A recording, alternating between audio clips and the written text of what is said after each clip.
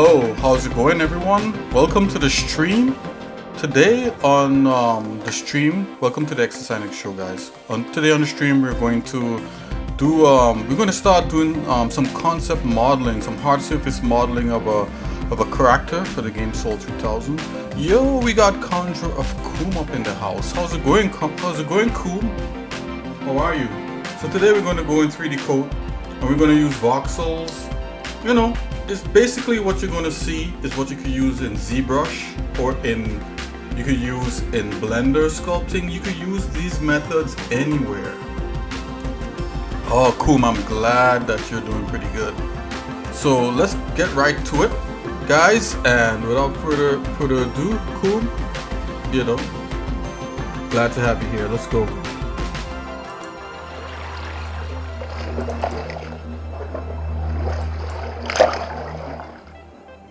Okay, we got 3DCoat launched, and I'm gonna pull up the concept art of that character.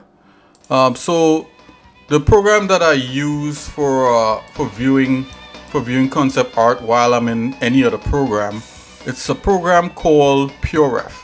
PureRef is just a program where you can display like sets of images and that kind of thing, and it will float on top of any software that you have.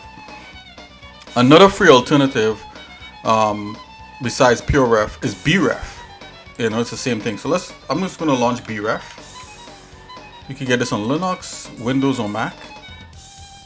So this is BRef. It's the same. It's almost the same as PureRef. Slight differences. And I'm going to look for that that concept art of that little crab character. And we're gonna focus on some hard surface modeling here. So I'm gonna use my mouse mostly, and once you get closer to the end, I'm gonna break out the Wacom pen on it and see if we can get some finer details. So let's see how far we could push this. I'm guessing this might be a 3-part series. I'm guessing, but let's see. Let's see how far we could go with it. Hopefully it'll only be like a 2, or it'll definitely not be a 1, because I'm trying to get it to a game ready point. So game ready is definitely, I can't do that in like 4 hours. I mean, I could try, you know what I mean, if I'm really rushed, but okay, let's go here. So make sure we're in the right directory.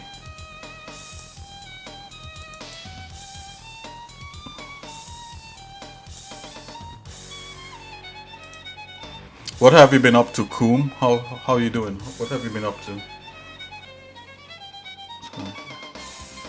Concept art and character design, and it's definitely a villain. So you have enemies, and it's one of these low-level.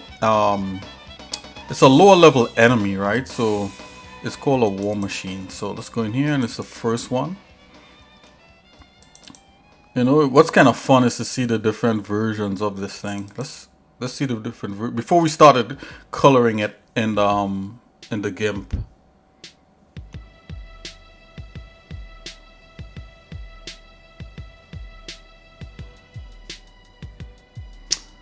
Oh, you broke your radio. This is you broke your radio system by installing Jack and Pulse, then uninstalling them. I've been there. Wow, I thought I was the only one. So the little machine guy that we're doing is a combination of these different ones. I wonder if I have the original sketch of this. Anyways, here is the final. It seemed like we colored it in Critter. Here he is. So let's just put that in BRef. There we go. My BRef is a little bit buggy, I'm not sure why. Also modeling a bunch of instruments today. Really? What do you mean instruments? You mean like guitars and flutes and that kind of thing? Like musical instruments? Or are you talking about like electronic instruments?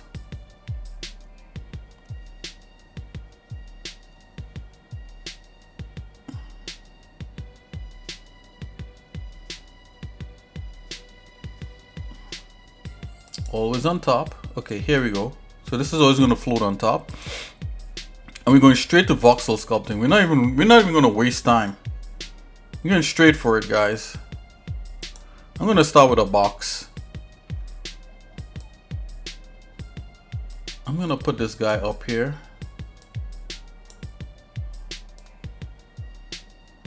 Like so. So we can view it.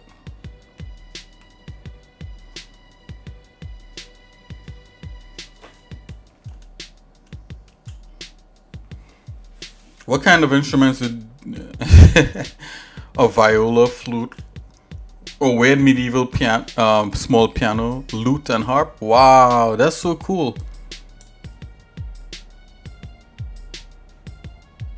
Yeah, that's definitely cool for sure. We set size.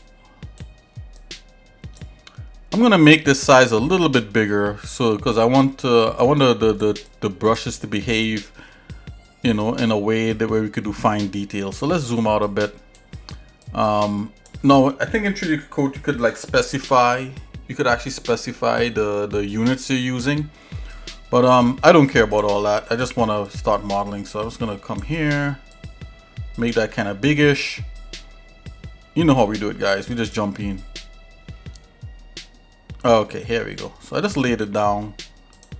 All right, so I'm gonna also use my presets, and these presets I made in 3DCoat in a video way back. So if you want to see what these presets are, I can't remember the video, but you could browse through all the videos on YouTube and check it out. Okay, here we are. So I'm gonna move this guy up.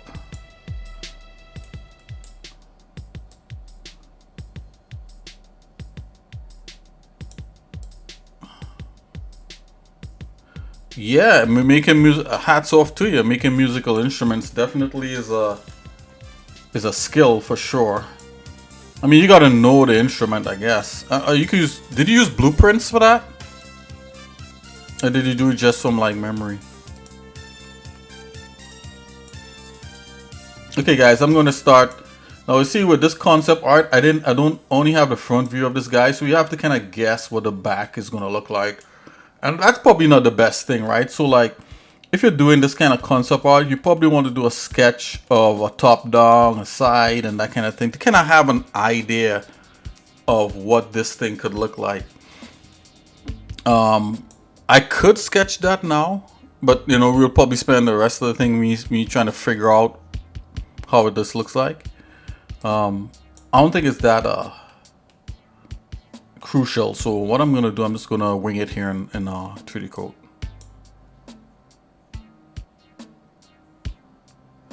Oh, using the El Greco painting as reference.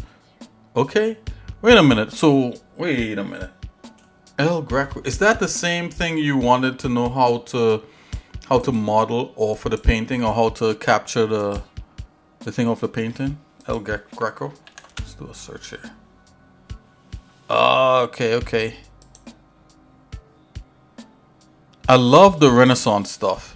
Like, if I was to like do this kind of stuff, a cool idea might be to use photogrammetry and this polygon model these things and then project the painting back on it. You know, to get like a 3D effect on the painting. Look at this one. I love this one. Oh, not found, really? Hold on.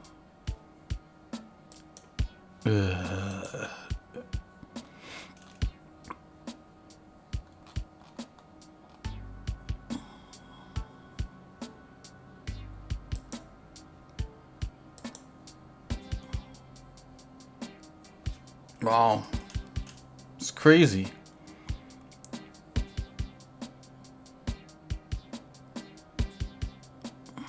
You didn't bother with it? But that might be a cool little project for us to do at some point here on the stream. One painting with angels with instruments. Can you send me a link to it?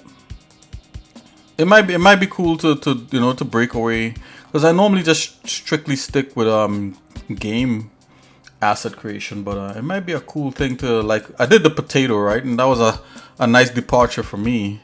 Maybe I've been a little bit too weird for some people, but you know, I don't mind taking adventures in 3D, you know. Cool, yeah, definitely. Yeah, DM me on Discord. Okay, guys, so what I'm doing, I'm trying to get the basic shape of this guy. So this guy should be a little more flat, because I think one of the cool things about doing game like enemies, you probably want different shapes of enemies. Like you know, you probably want an enemy that's a little bit flat and wide. You might want one that's skinny and tall. You know, it just gives, you know, little variations here and there. You might want bottom heavy, you might want top heavy, back and forth like that. So let's see, this is our guy right here.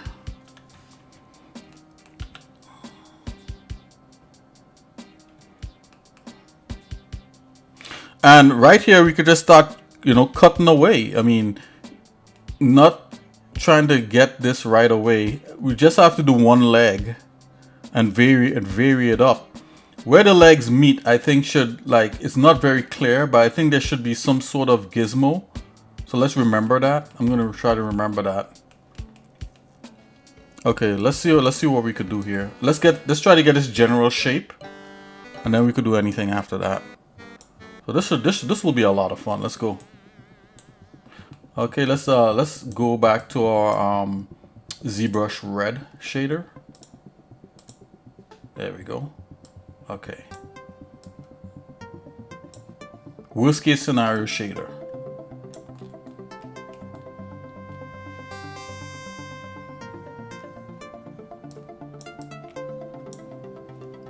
Hit me up in Discord. Okay, so I'm using the cutoff tool. So this is the fun part, right? So like using the cutoff tool in 3DCoat, and I'm in voxel mode. If you want to know if you're in voxel mode in 3DCoat, you just have to look on the layer and you see a V right there. I don't know if I can zoom in. And remember, you could have 3DCoat for free to practice sculpting and all that. I don't know how ZBrush is right now. I don't know if ZBrush offers like a trial and then it remains free after the trial. I know most software after the trial, the software closes down, but 3DCoat allows you to continue using it after the trial. Okay, so let's go here. Let's put a F on that. Okay, let's use a cutoff tool. Let's see how far we can get with that tool. So I'm gonna come here. I'm gonna use this polygon lasso. Okay, so the first thing I'm gonna do, I'm gonna try to, you know what? Let's do the symmetrical first, and then we're gonna do things to make it what, asymmetrical or non-symmetrical.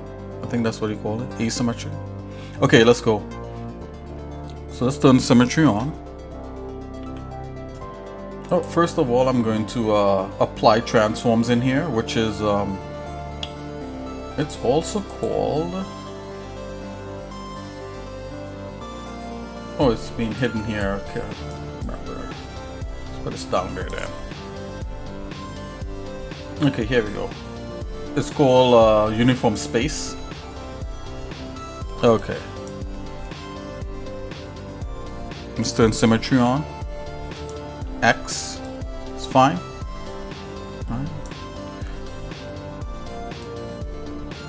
So I'm just gonna play with it in view here. I'm just gonna play with it in the what do you call it? In this perspective view. So here we go. I know I want it kind of cut down like that. Let's just say this goes across like so. This is a crab area here, and then let's just say this does like that. Then there's a big piece here, like so. Let's say it opens up like that, comes back. Let's come back like this. Let's take a little. Let's see here. Let's really think the edge part here. It's really.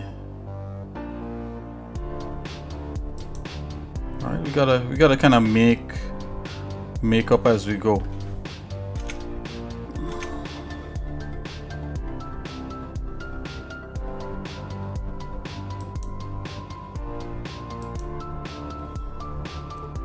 I'm gonna do something like this.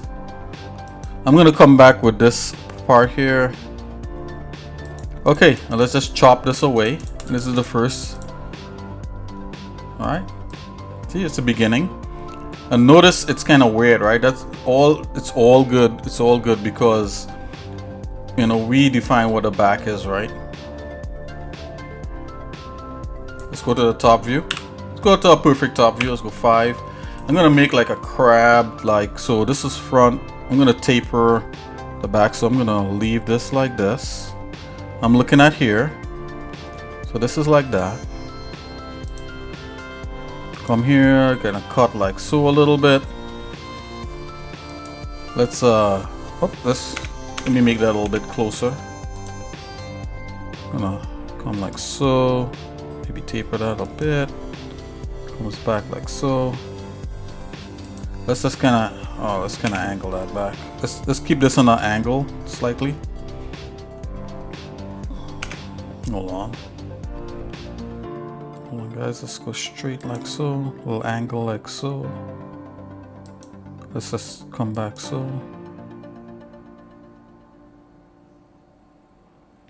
So we should probably come back like this. Okay.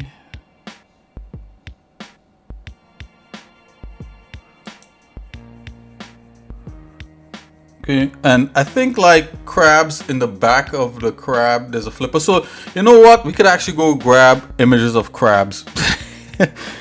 which is good, or you know, like that would be our reference, you know, to use also with the concept art, you know, because if there's anything, we want to follow the concept art very closely, I'm thinking, but at the same time, you know, if we could improve upon it and make it cooler, we can, because we are the ones who created it. So I'm gonna make like an opening in the back like this.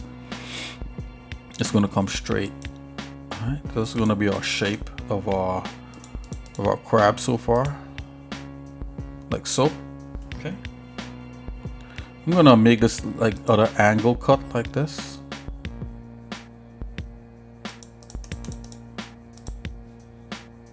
Yeah, so that's kind of like our shape right there. Let's rotate and see what we got so far. Okay, it's coming along. I think I want to kind of think the back here. Some in perspective view, I'm just in isometric view. I'm just gonna come here and I'm gonna go straight back like this to right here. All right, this is our weird shape.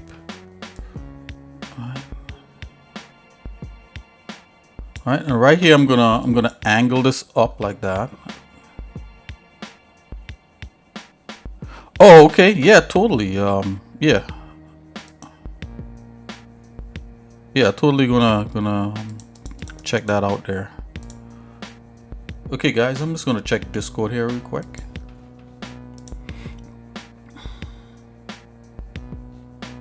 I'm surprised we're not friends already.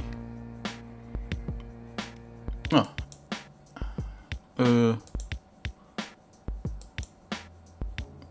Accept. There you go, I just accepted.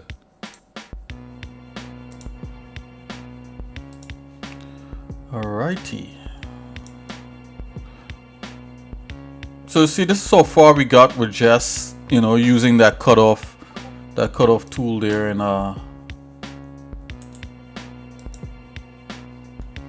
here in 3DCoat. Okay, let's take a look. What I'm gonna do too, I'm gonna come in here and just show. I want this to be like thick and a thing, so I'm just gonna cut this a little bit shorter. I don't want to protrude too much, but I'm gonna come in like right here. Just keep it straight. You could hold shift to get a straight thing. All right, let's just cut that. All right. So a crabby guy. All right, notice how you know, I'm just coming in here and just doing this thing. Let's go to a side view. Okay, so I think I want to angle up the bottom kind of chassis area. So let's make a scoop out here. So let's come here. I'm gonna come down. I'm gonna go like this.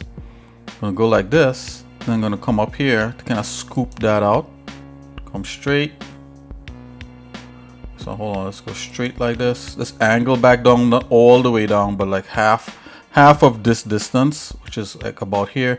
And also, if we wanted, like in 3DCoat, this is another cool thing. You could literally add like graph paper in here. All right, I'm gonna hold shift to get angles.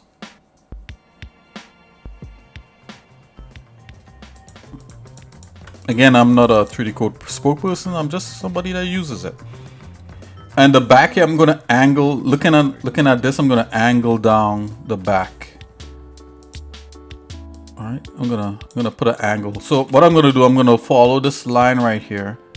And this is where we're gonna angle down. Let's see if I can get like, let's hold shift. Can I get an angle? Yep, look, see it snaps there, but That's not what angle.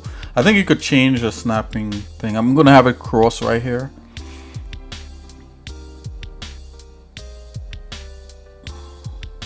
I'm looking at this. Do we want that? No. We want this part angled down. So let's come here. Let's leave the back kind of high. Huh. I wonder. Okay. Hold on. It might be a combination of both. I'm going to angle this back down. Let's make sure. So what I'm looking for is like, I can't show you guys my hand. I'm looking for like a thickness that angles with this from here. So you see like this here, I want to get the same kind of thickness. Okay, get that.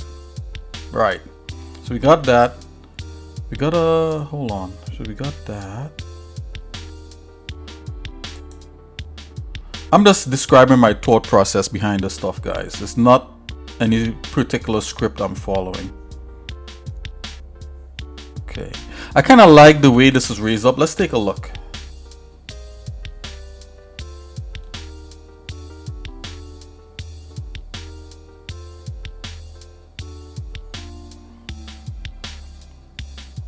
The important thing with this stuff is the form, right? If we get the form right, then everything will be cool. Let's see here. I think, you know, like because the back is higher, it looks to me more like a machine. If I angle that back down, then to me it'll send it back into animal zone. I'm looking at this. I'm thinking like I need to come here and angle this back up some more. So you know what? Let's go to the side view again. So I'm gonna come here. I'm gonna angle this back up a little even higher. Let's do that. Yeah. So that's like definitely some clearance. And let's angle this slightly back down. Not much. I'm gonna come here. You know what? Let's get a flat plane going here. Right, like so, and let's come down slightly.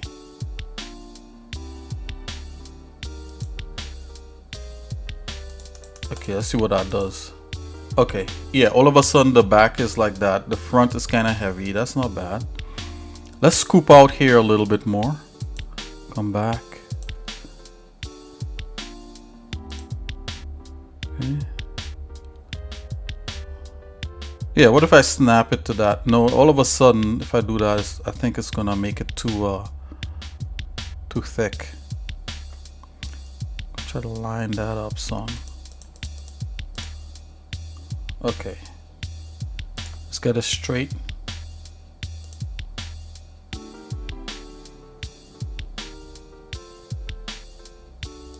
What if I straight? Nope, let's not do that. Let's go from here. Let's zoom in here a bit.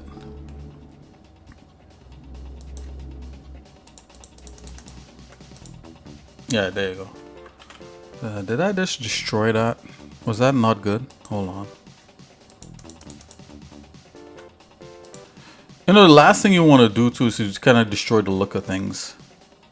I think that works.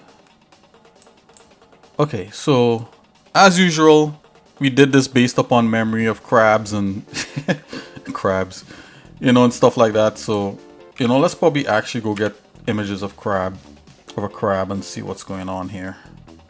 I think I want to scoop this down. So we need like a cut in here and we need a cut in there. Let's do that first before we move on.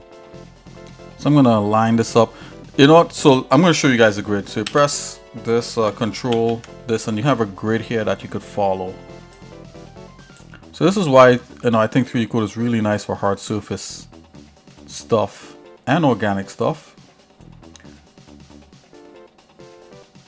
I think once upon a time when these guys first brought this out, a lot of people said that it was only good for organic stuff, and I think they tried really hard to make it good for the hard surface also. So you could control the grid on this stuff. Let's see here. Okay. Try to get a grid down to size, like about so. I'm gonna move that up. I'm gonna move this down a smidgen. Okay, and automatically what it likes to do, it likes to snap to the grid, right? So that's kind of cool. So now I'm gonna do my cut. I'm gonna snap like that. I'm gonna back up a bit here. Let's start right here. Yeah, it's a deep cut. So let's cut it shallow like this. Not trying to be crazy. Like that. Let's do the same thing for the bottom.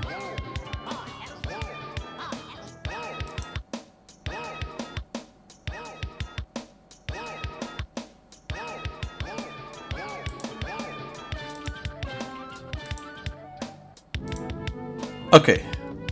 I think I destroyed like that thing there. Hold on. Let's take a better look at that. You know what? Let's get rid of that thing. So I'm gonna come back here. I'm gonna go up to that point here. I'm gonna come across. Yeah.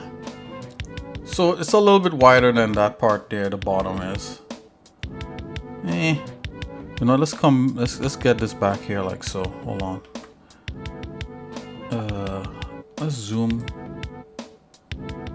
Aha. Like so. Okay, now we're working.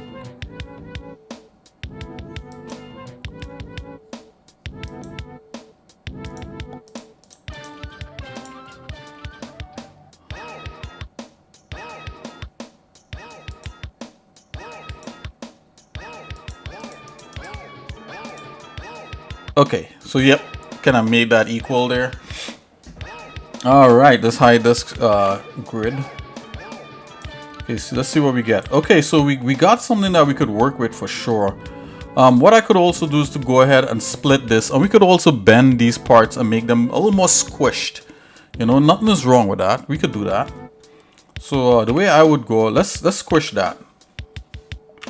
All right, we're just playing around with the shape here.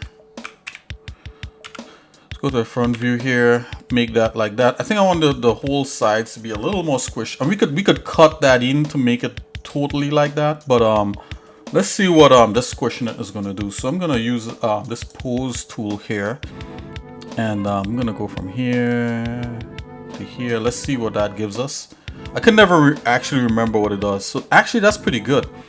I would like it to be a little more towards the center.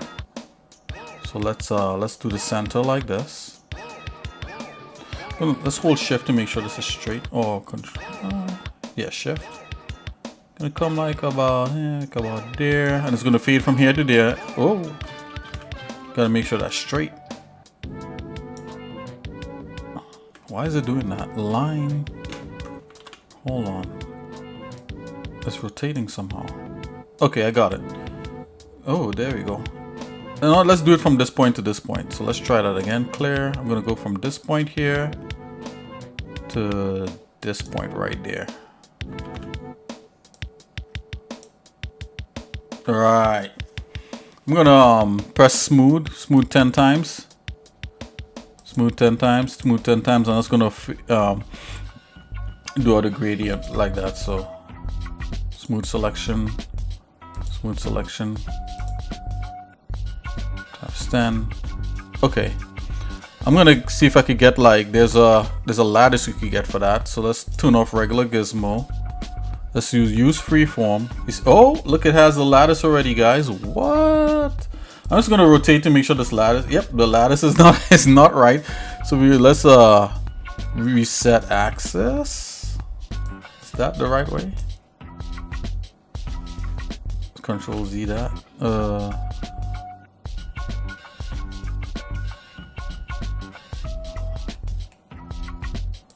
Reset axis. Let's reset position. Reset directional fit. Directional fit. Okay, that's what you want.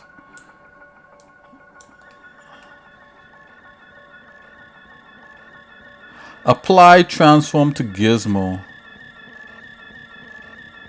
FFD strictness. I have no idea what FFD strictness is.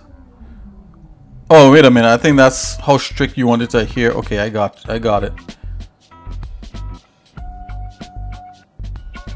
Fit. Okay.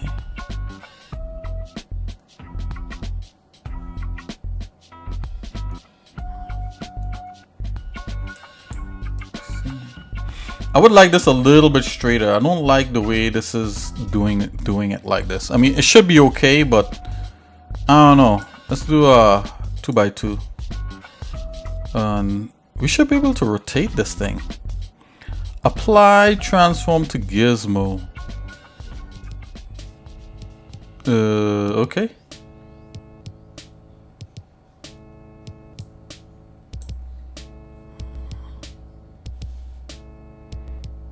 Transform. Oh, okay. You could transform the lattice. There we go. Okay, you finally got it. Let's go to the top view. Let's rotate this thing. Take this bad boy.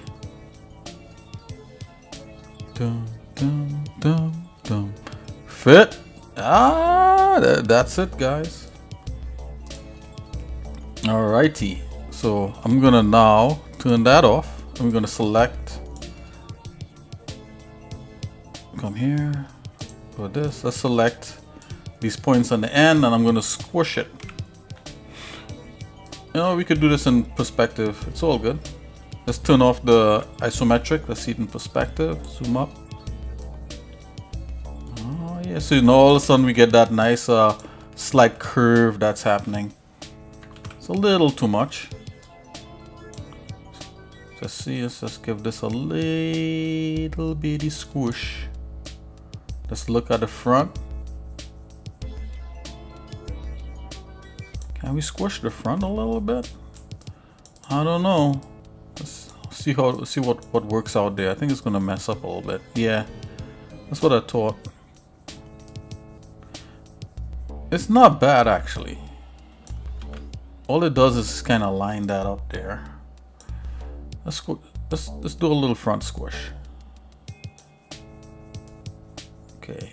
Yeah, so all the back has all the stuff. So it makes sense, right? So if we do it like this, then I'm thinking like the back is gonna have all the stuff that it's trying to protect, and the front is really armored up, you know? That's what I'm thinking. Let's select these top parts here. Let's bring that down slightly, and the bottom part let's bring up significantly. Okay, so it might be a little too much there. Let's go here with 3, and let's transform only lattice again. Let's go to top view. Let's give that a little bit of a rotatey. Let's go fit.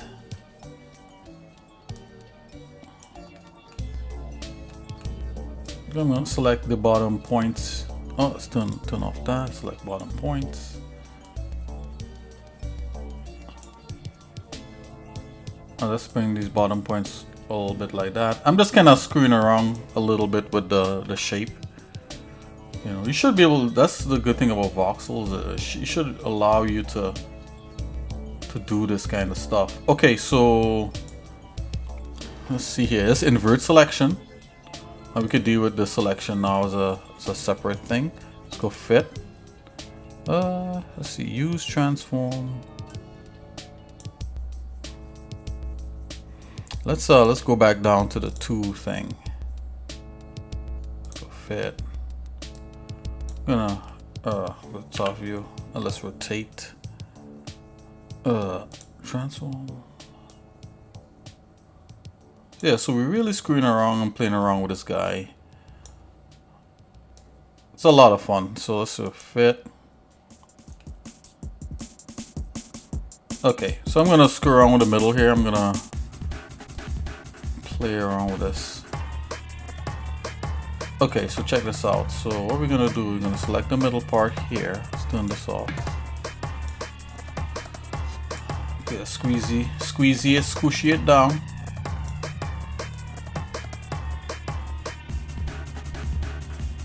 Squishy it down a little bit more. Squishy. Come on, you. And I'm going to squishy the front a little bit more. And this is just a base, right? A base for us to build up the, you know, towards the concept. That's all this is doing. Let's squishy the whole thing. Okay, that's good. Select everybody. Squishy the whole thing. And Let's screw around with it a little bit. Let's see if we can rotate that.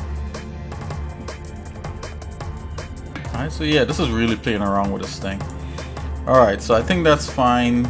I'm just going to use there's a little select brush here to kind of come off of this tool. If I could only find it. Where is that select brush? Oh, right here, quick pick. Let's use that. Oh, quick pick. Okay, there we go.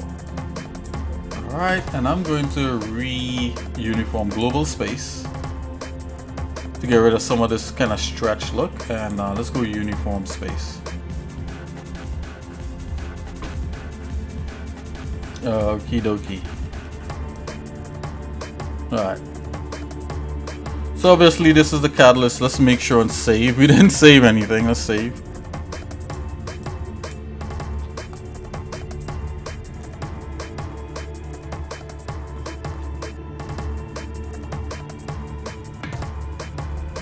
I'm gonna have to, okay, Sol 2000, work files, 3DCoat assets, enemies. Okay, we have a warlords folder, and this is a war machines folder. Let's create folder, war machine, war machines.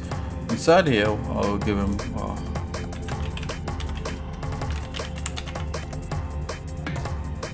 Let's make sure that's the correct name first.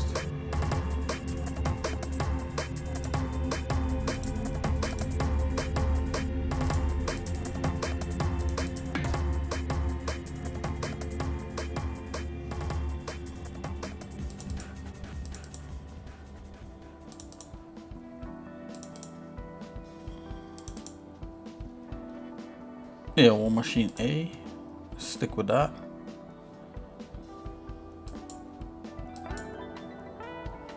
Okay guys, so I got a split for 2 seconds. I'm gonna jump into the chat.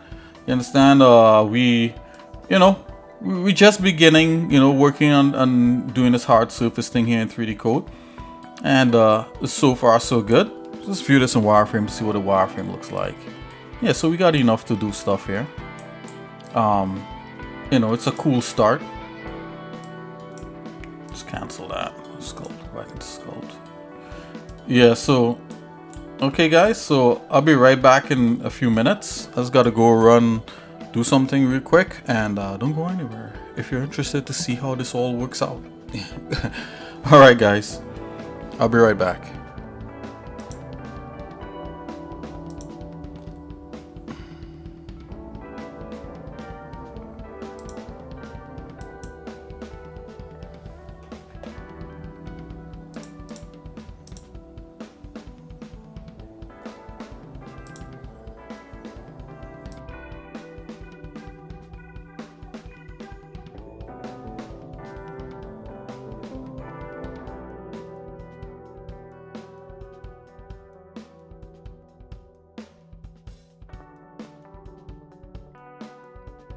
Hey, hang on you guys, I'll be right back.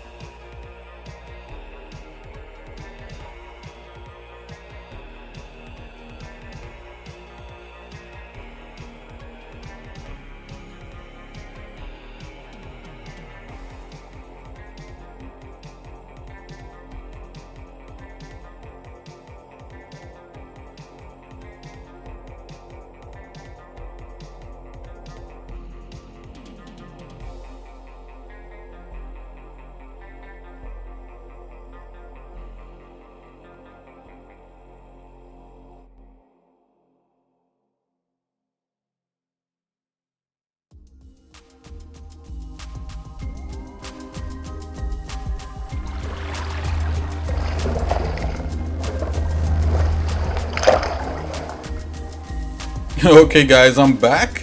Let's continue working on this guy. I had to step out for a minute, so woo! Yeah, so this is fun, man. Let's do this.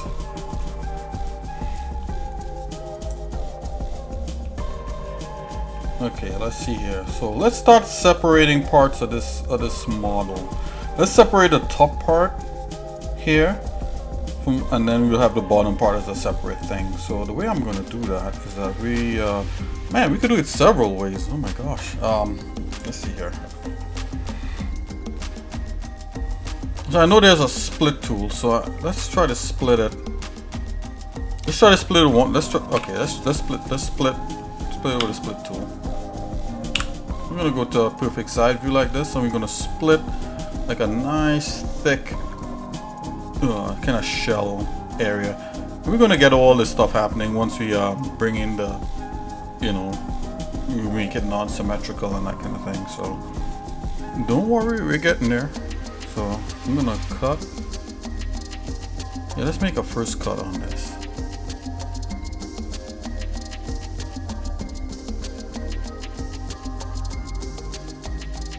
Okay, so we're gonna use a split tool right here. I'm gonna come up and use a polygon lasso, and I'm gonna turn this border down to like 0, so we get like a nice clean cut. Alright, I'm just gonna eyeball the thickness of it. I want the thickness probably to be like what this is right here. So let's see. I mean, we don't have to eyeball stuff in here. We could literally just measure things out, but where's the fun in that? Okay, yes. let's go ahead. Let's go.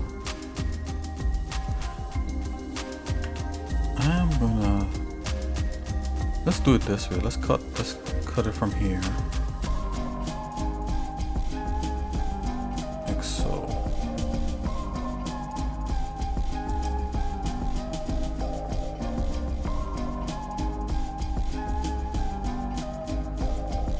Let's just go a bit lower.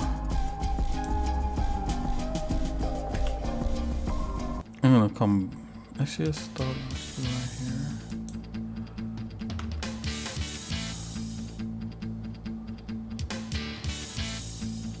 I mean, this here it actually goes back, but you know, things could change as we go along, so it's no big deals.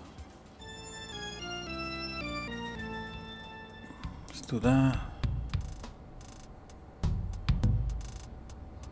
I don't want to meet this part here back like that. And we're just going to start following the angle slightly on this thing. Maybe we might want a part here that where it comes back down to clamp. So I'm going to let's do a little bit of that. Let's do this, and let's come back up on this angle right here. And let's do that. Okay, we're going to split this.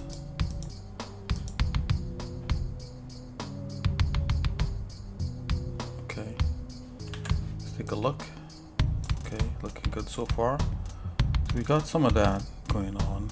This will be a whole separate action that's coming in here, right? And we could mess with this thing right here. We got a whole piece on the bottom here. Now notice, I'm gonna get rid of that piece on the bottom. So this right here, I'm gonna get rid of this piece. So I'm gonna come in here and really gouge out part of that. I'm gonna come here, right, and have that come straight down. Let's do like this, right? I'm gonna go up like this, like so, right? I'm gonna come straight up. Let's come straight up like that. Yeah, hold on. Let's do that again. No, I'm gonna come straight across. Yeah, let's do it. Let's go straight across. Come back. Let's hold and shift for like a good angle. Come back like that. So I'm almost like stepping it a little bit. Come like right here. Let's give this a little bit of something there. Okay, I'm gonna cut it like that. Just gonna, oops, actually I wanted a cutoff tool. I mean, we could just dump that. Let's do that one more time. My bad. I'm gonna come back here like so. See, where is that? Did it reset? Let's go get it. Okay, we got it now. Okay, I'm gonna come like so.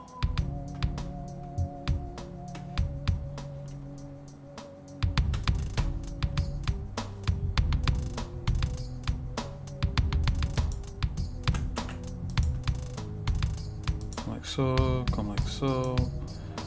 Right, okay, we're on track now. Trying to find the angle on this. Yeah, so this is a slightly higher angle. That's fine, I don't want to overdo it. Okay, now you're gonna come here. Straight up. Okay, this is it here, guys.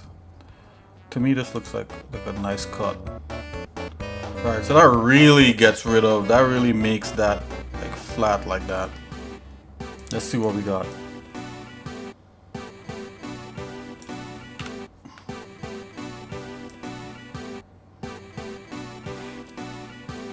And the thing is, because I'm the creator of this, if you're creating your own thing, you could decide, how you want this stuff to look like in the end. Nobody else, because it's your creation. So let's see if we get a top view. Here's a bottom view. I'm gonna do some cleanup on this. Come like this, come like so, come like so. I'm gonna come back like so. Clean that up.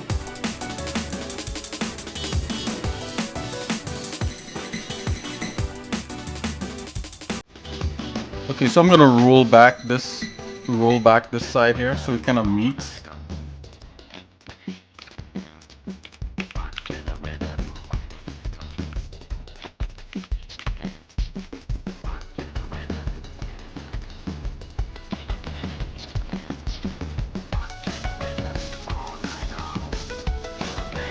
No, the thing about it though, if I come in and cut like this, it'll have a weird kind of rollback. So now you could use like shapes to actually start cutting into your stuff, kind of like a bullioning, right? So let's try a shape back there.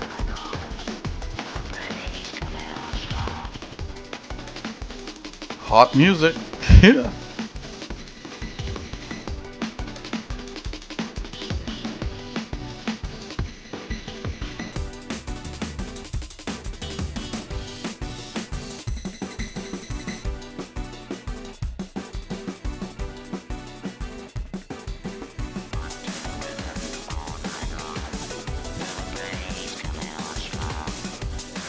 Okay, I'm gonna use a cube here.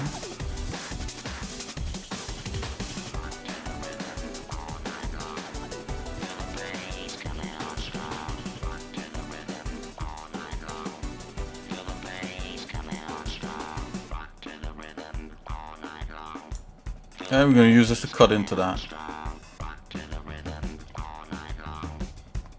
Oh yeah, I'll take a look at it. I'm gonna give this a little bit of a rotation.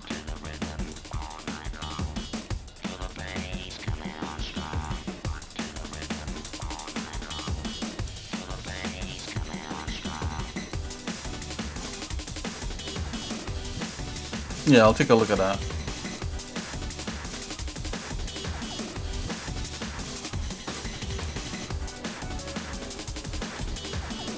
A rotation.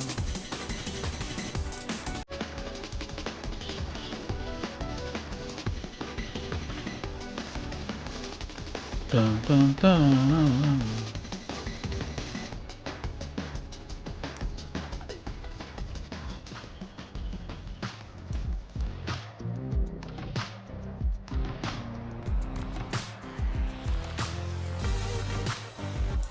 I'm trying to look at the result of using this thing on the model.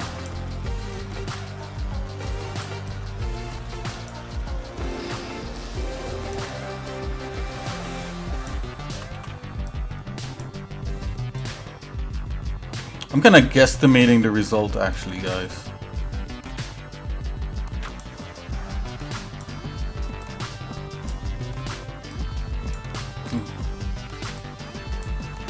I'm just looking at how this intersects.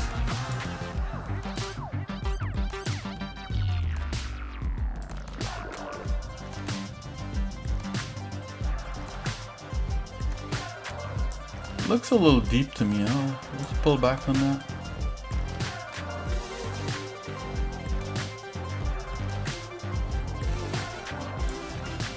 I'll rotate it back out that way and make it a little shallower.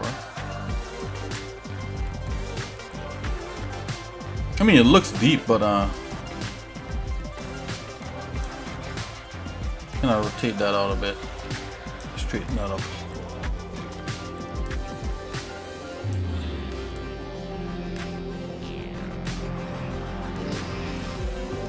Okay, so let's go ahead and let's use we could subtract this volume that we just made from that that voxel shape. So let's go ahead and instead of add, go subtract, apply. Yep, see, it just took a chunk out of it.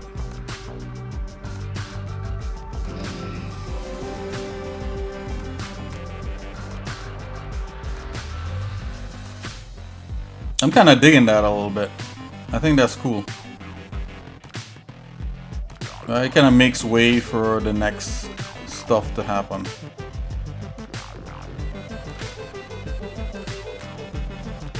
Maybe I should go back some more. Maybe we should gouge out some more.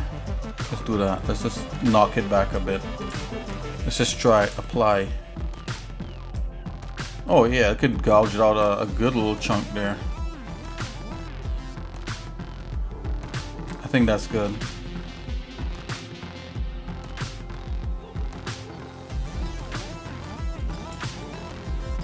And in actuality, what I'm gonna do, I'm gonna split this down the middle.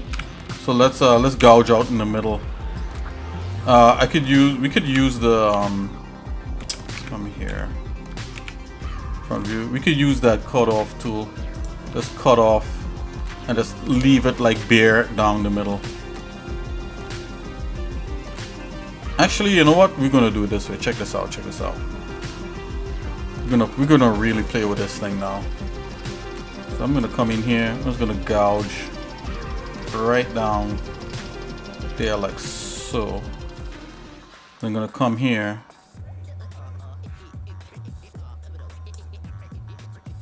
Something like that. Okay. Yep.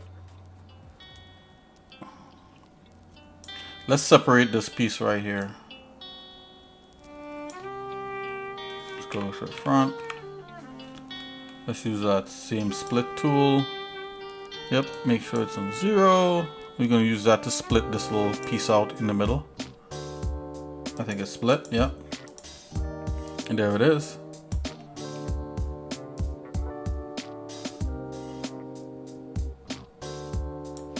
Hey, Koom, do you want me to bring up the painting here on the stream? Yeah, I was going to check it a little bit later, but you know, let me know.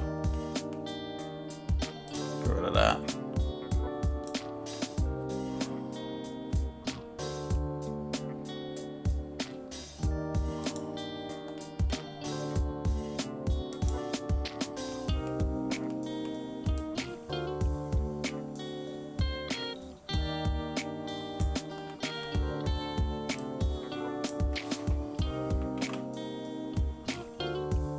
Okay, we're gonna do something like this.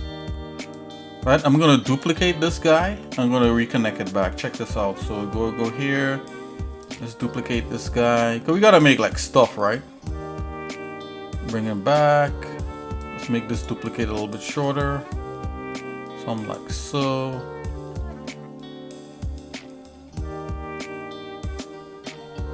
Oh, thanks. I'm trying to work on it.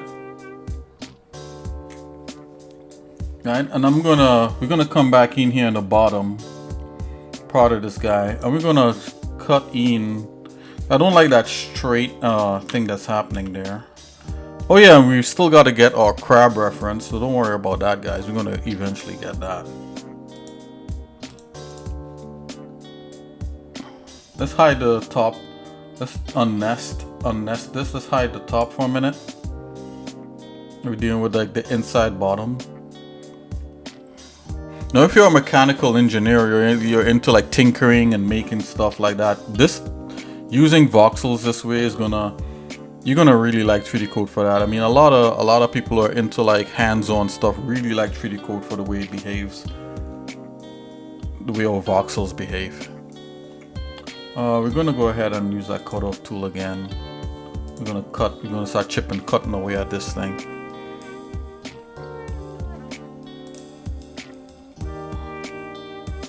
Right, so I'm gonna probably start from like this. You see this line right here? Start from there. I'm gonna cut this way. Bam, like so. Right? Yeah, I think that feels better to me. I mean, obviously there's some things that we gotta clean up. So let's see if we can clean some stuff up on the bottom part here. Right, we could do all kinds of things, right? Only limited to your imagination.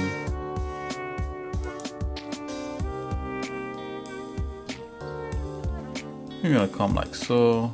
Maybe let's cut off this little piece here. You don't want to get overzealous. Just start cutting away. Also, there's like Vox hide, right? You could hide stuff just like ZBrush, right? I think ZBrush has like a hide. You know, if you're into all the ZBrushy stuff.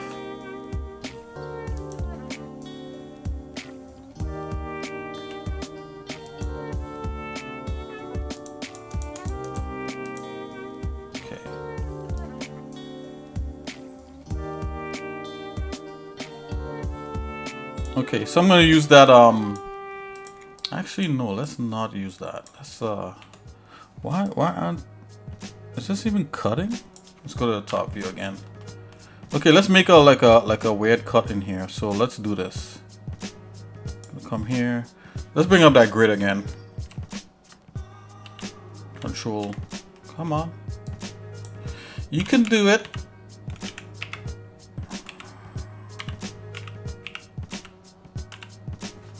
Here we go. 5, control, that. Okay, here's the grid. There we go. Here's the grid and whatnot.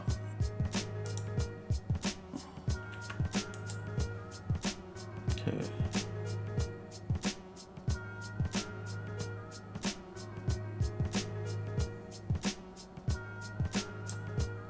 Okay, I'm gonna come in here a bit like, let's see if we can really try to like square this up a bit here. Okay. So we got a little bit of that.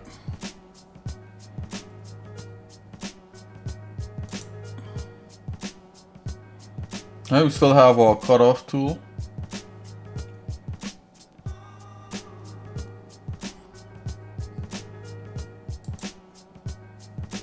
Let's come here. Like this. I'm going to come a little bit in like this right here. Let's do like that. Come in, creating kind of like a little bit of a pocket for like equipment and whatnot. Nice. Whoa, whoa, whoa, whoa, whoa! What's going on? Camera. Okay. Let's clean that up. Bam, clean that edge up. Let's take a look. Yeah, boy. Okay. Let's unhide the top to make sure things still kind of works out a bit. Okay. So if you notice here, it kind of comes up high. So I'm thinking that's what this piece is. Oh boy. Yeah. That's what we should have done. So let's go to the side, see if we can get that.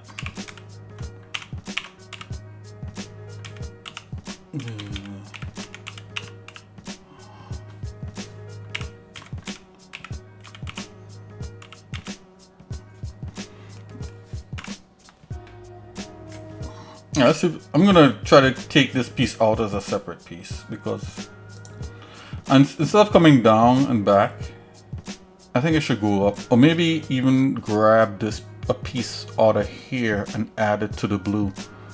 You know, something like that needs to happen. Let's just see here. So we're going, if we're going like that, go a little bit. If I angle up, come across, back down. I think this will work. All right, let's just check this out. So that's the top there. I'm gonna use the same, let's use a split tool.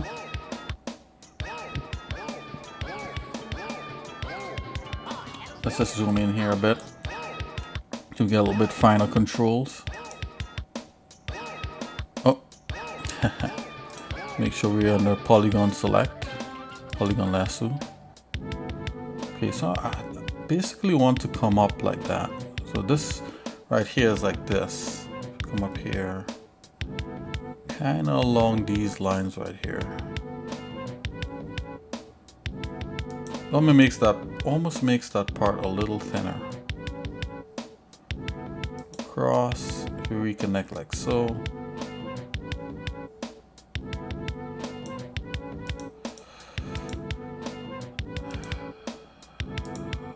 Okay, let's come here. All right.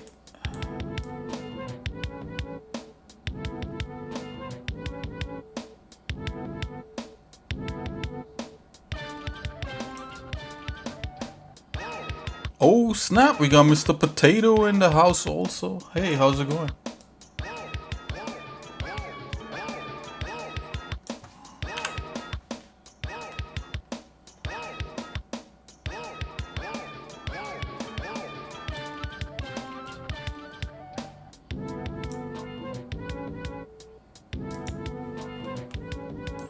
Okay, let's take a look.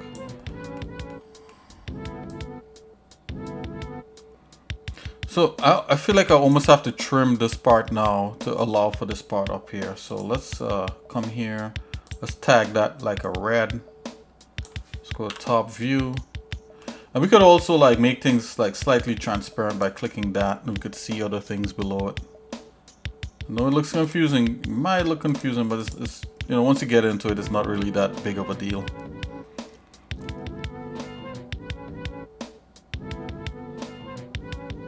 Yeah, I'm pretty good, potatoes. Just happy about getting, you know, my charger tomorrow from you Green.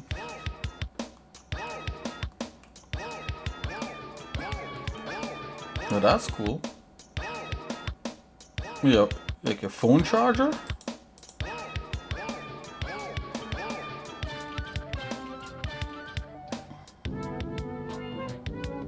Okay, okay.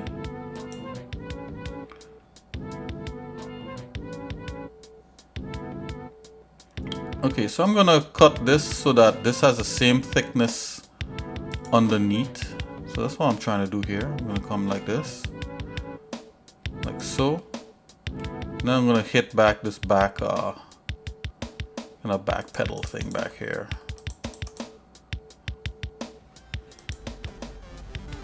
Oh man, we want a cutoff tool, so let's select the cutoff tool for that. Cut off.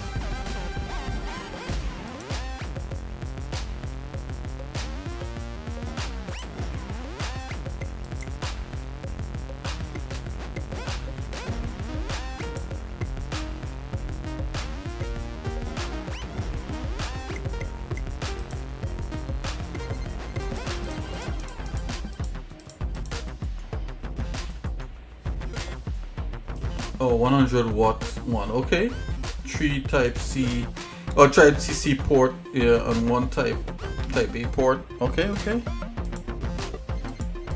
Yeah, I know the type C ports, I think, is the new ones. That's like USB, right? Okay, I feel like to cut back here into something a little bit different. So I don't know if that's a right feeling, but let's see if we can get it.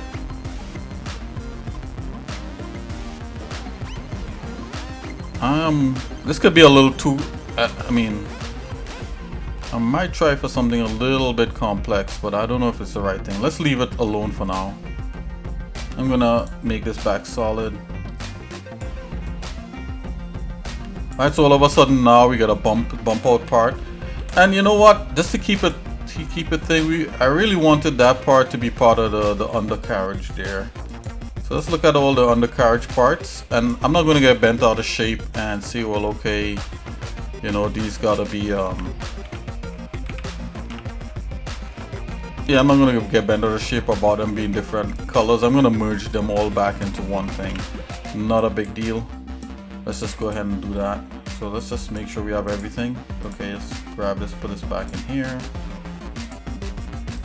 Right. Because we're in such a sketch phase, you know, I don't want to say, well, okay, you know, let's leave it all separate so we could do all kinds of fancy stuff on it. Let's not do that. Let's keep things simple. We're not gonna do anything fancy as of yet. So I'm gonna come in here and that's merge. This merge subtree. I'm gonna merge it all down into one shape. You know, oh no, Nick, you should have kept this different shapes that look cool. I don't care about that, guys. Yeah.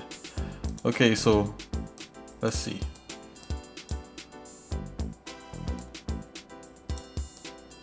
We're not trying to like make things cool as of yet. We're not trying to reward ourselves with coolness as of yet.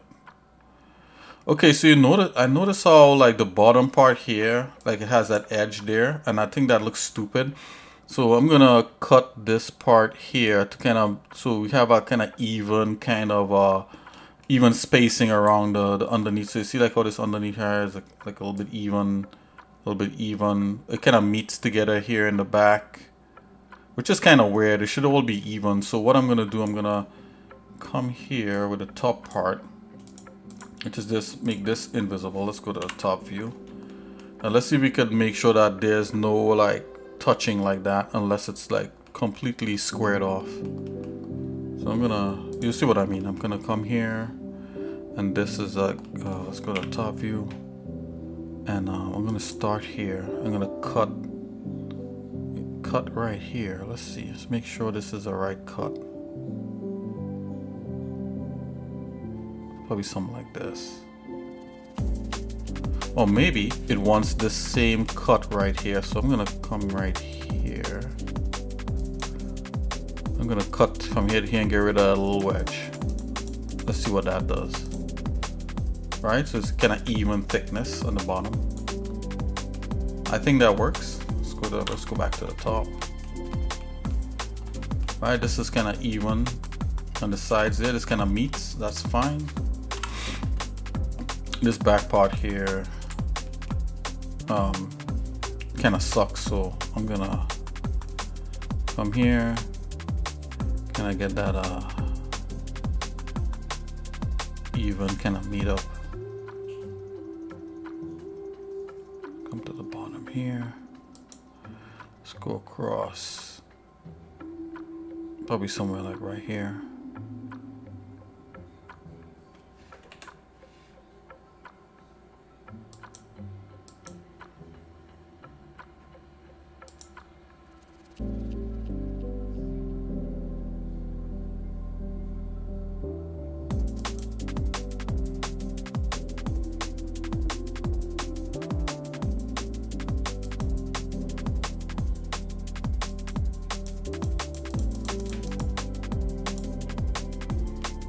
Okay, so see how that is there, like that.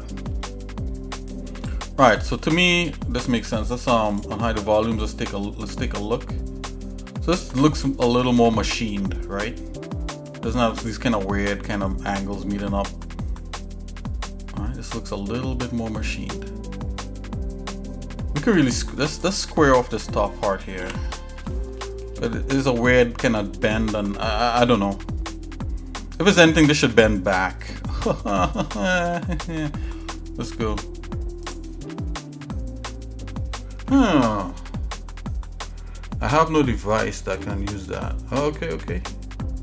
Also, I found out that I need to remake my Mr. Potato Head. all fun projects.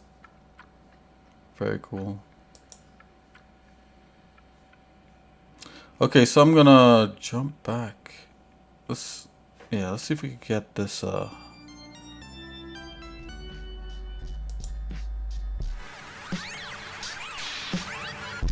You know what? This worked as a flat face. So let's come in here.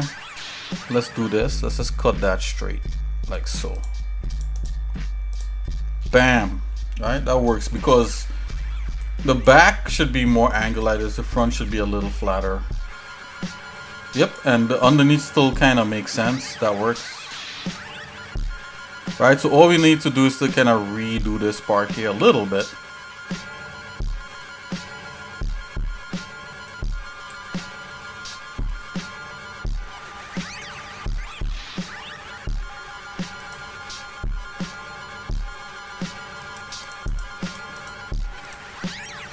Okay, look at that. Cut that straight.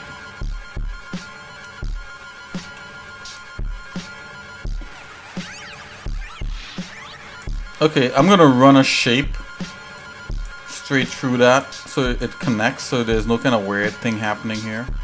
So the way we do that, we're just gonna make a cube primitive, and we're just gonna get the cube primitive to be that shape. We're gonna sculpt it and then merge it in. Well, you know, cut into it. Let's do that. You know what? Let's make this bounding, like a bounding square. Where is that?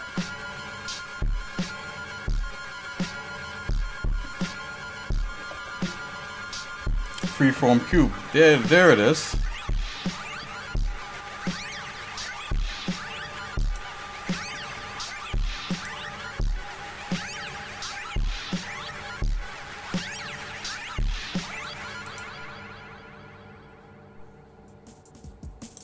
Transform lattice toggle.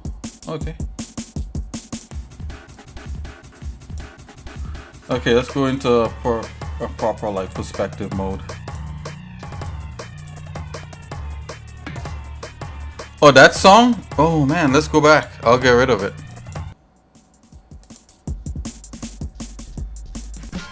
Is it this one? This song right here? We could get rid of that song. We can get rid of it right now. Remove from playlist.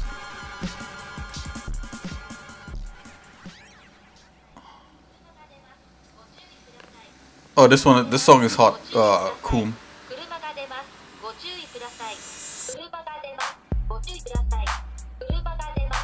Yeah, these are all free like stuff I got. So like, if anything like you guys hear that's annoying or weird, or too weird for you, or pulls you out of the mood of watching 3D being done, just let me know. I have no problems with whacking it, as long as it's nothing that I made. I'm just joking. Oh man. Okay, let's go.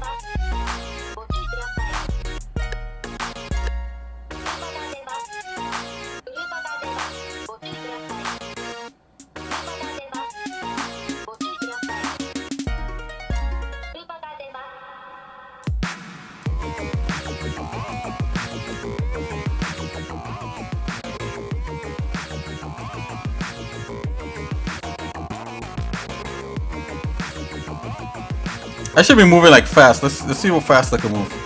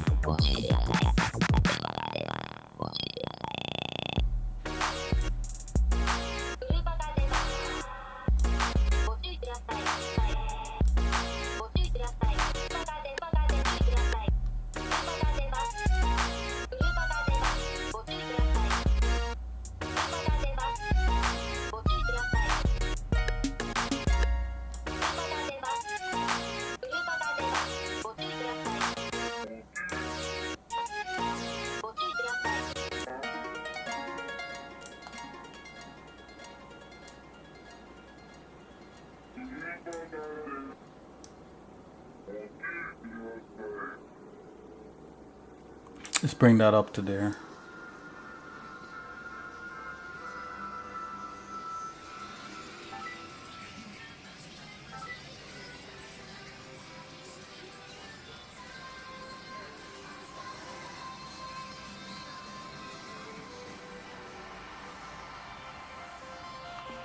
Okay, I'm gonna add this. I'm gonna add it to that volume. Add.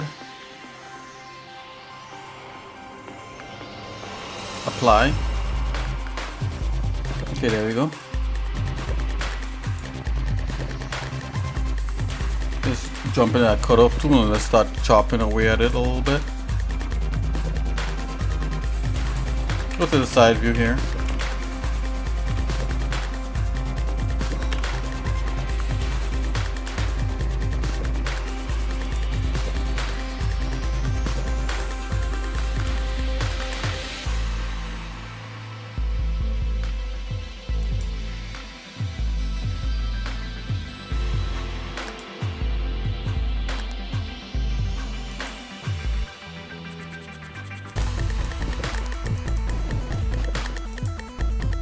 There you go. Okay, I'm gonna continue with the side view there.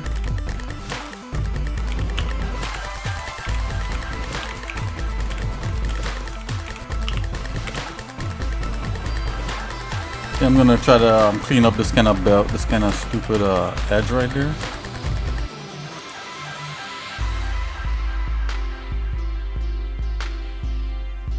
Let's come clean with this.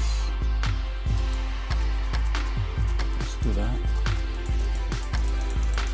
See what we got.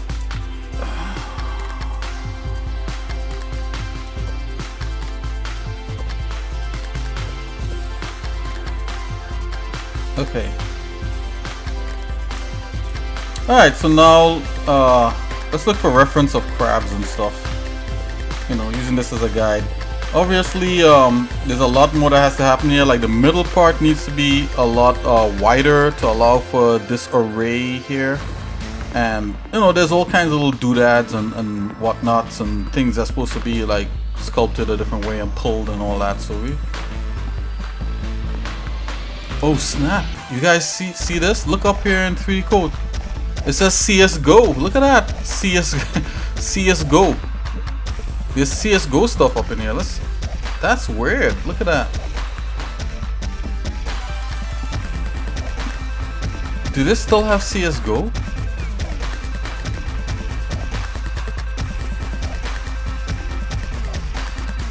CS:GO stuff up.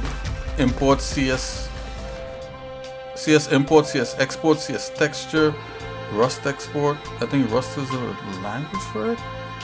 Wow. Interesting. They actually have things specific to that game in here? Wow. That's interesting.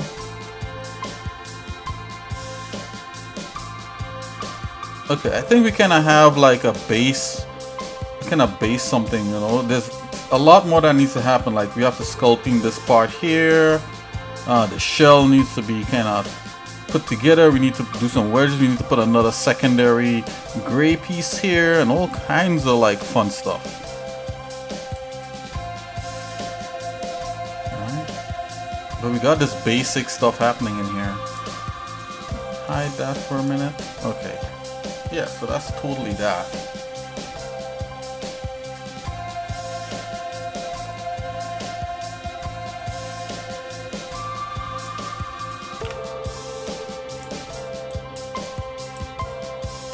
Let's just see here.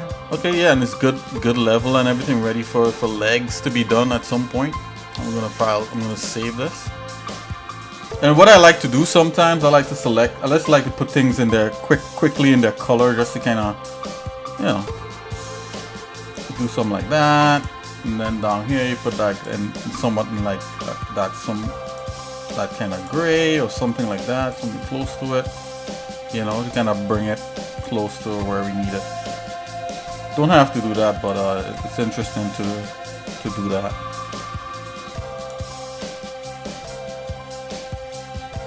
Or even put that like in a silver or something. A silver with an edge.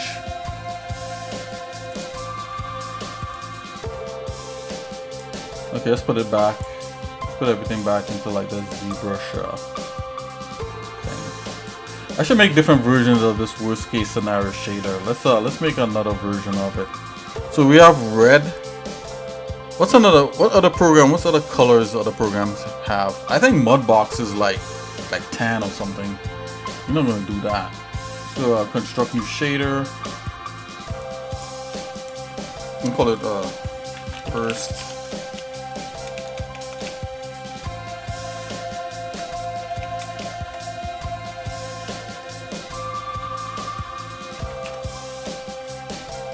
Worst case scenario, WCS.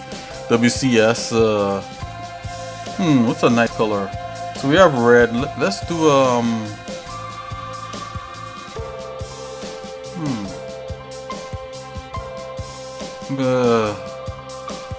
we're gonna spend all the stream trying to figure out like a good color to put this thing. Let's try like a blue maybe. Yeah, red, blue, opposite color of the spectrum kind of thing, I guess.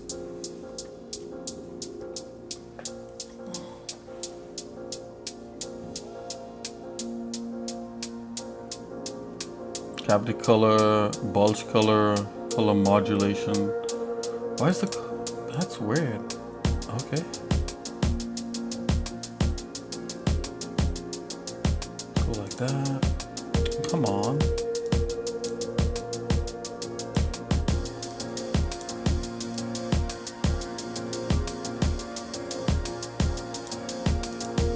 You're gonna go like blue like that.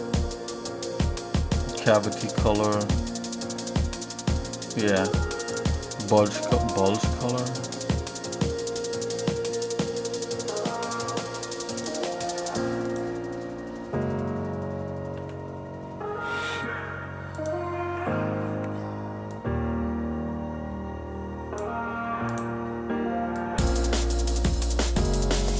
That's basically scenario blue.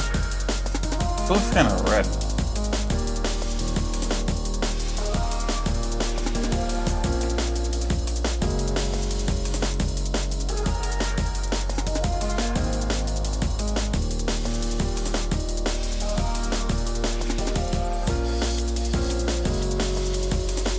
I don't know where that red looks coming from.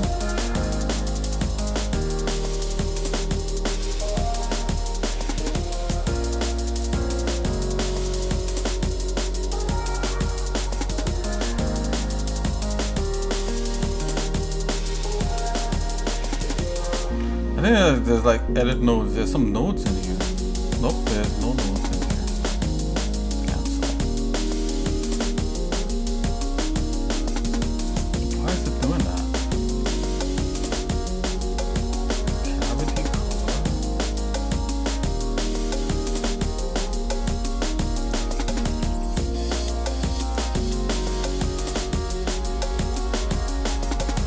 Modulation.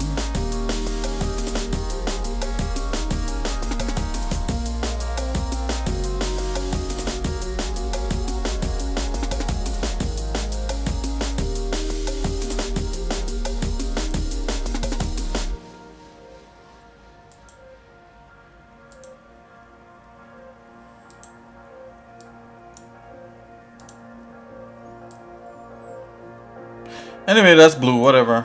That's okay. We get different colors in that. I don't know why it's still popping up with a little red tinge. It's kind of weird, but anyways. So, yeah, worst case scenario, blue there. Okay, save.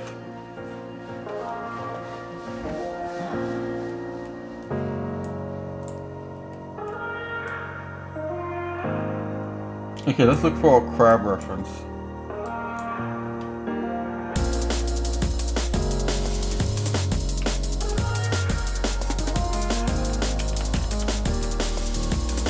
Let's look up the blue crab.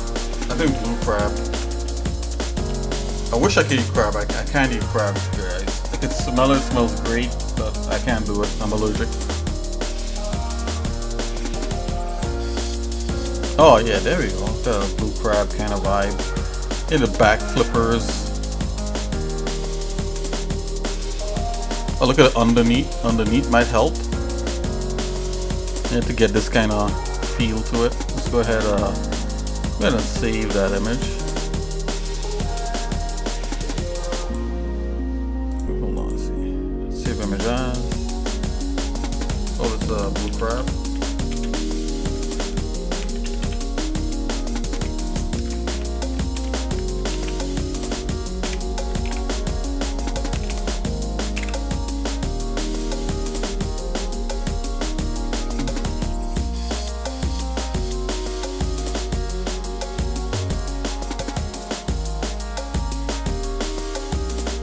Look at this top right here. It's pretty interesting. But this crab guy, he doesn't have like big gundies up front. You know, the big, that's what you call those gundies or something. The big claws up front.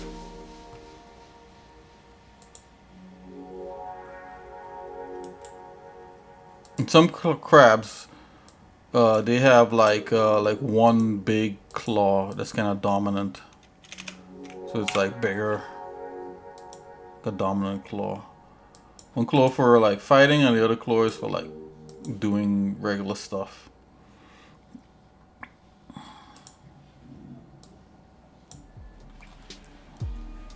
I don't know a whole lot. I think this is a stone crab right here.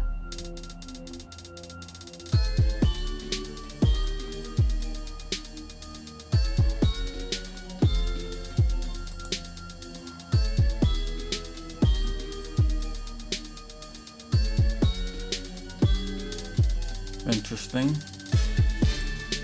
Of course, if you like crabs, this is them all seasoned up and cooked.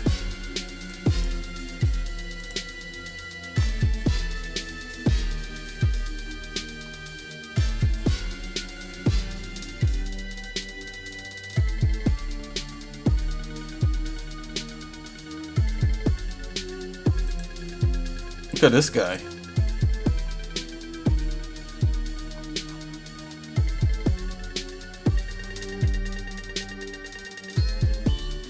This is a crab with a big clutch of eggs. Crab eggs. This is another blue crab.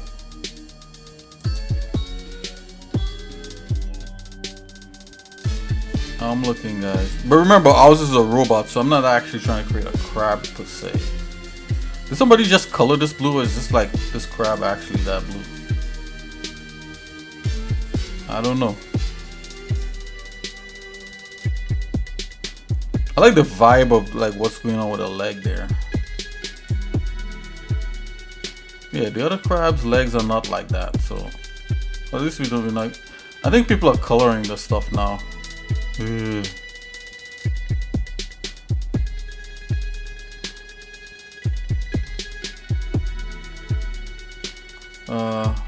Let's save that guy.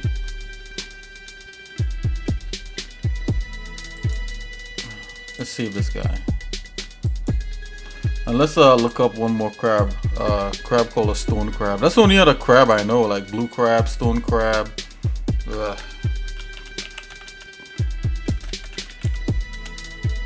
Crag. Stone crab. I'm tired, guys. Okay, so let's see here. Oh yeah, here's a stone crab. Only seen stone crab claws because people like to eat them. Oh, there's a little baby one right there.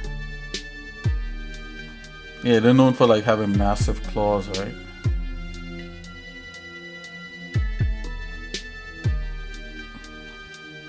At least all you're doing is seeing them in dishes right now. Right now, it's funny.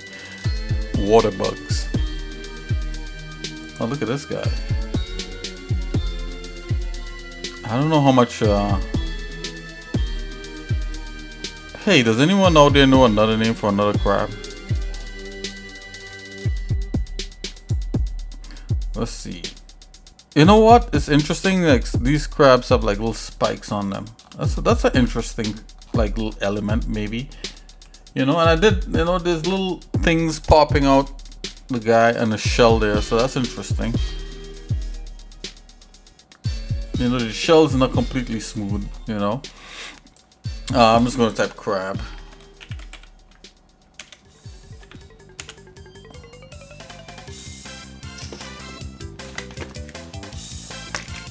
You know what? I know another crab. I know a couple actually. Am I gonna make the eyes that stick out?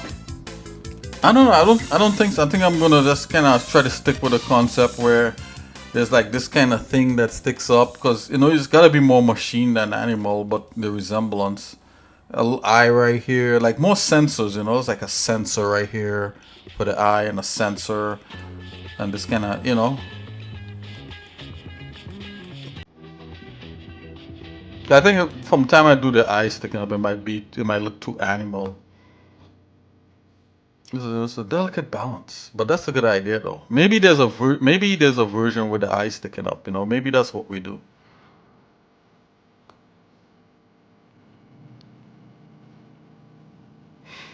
Oh yeah, so I know a coconut crab and I know a snow crab. Yeah, that's the other crabs that I can remember. Oh, look at this guy. Doesn't this look interesting? I don't know how we'll use that though, but just looking for any interesting things that might pop up. I'm gonna save this guy just because he's interesting looking. Let's save image as.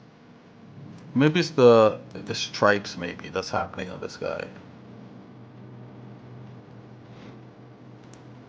I like the way you think there, Coom. You know, definitely maybe the eye, maybe this thing sticks out as an eye or something. I'm trying to stick with as much symmetrical parts of the design before I break away and start making each parts like different. So let's see here. I think this might be it, guys. I think we have enough reference.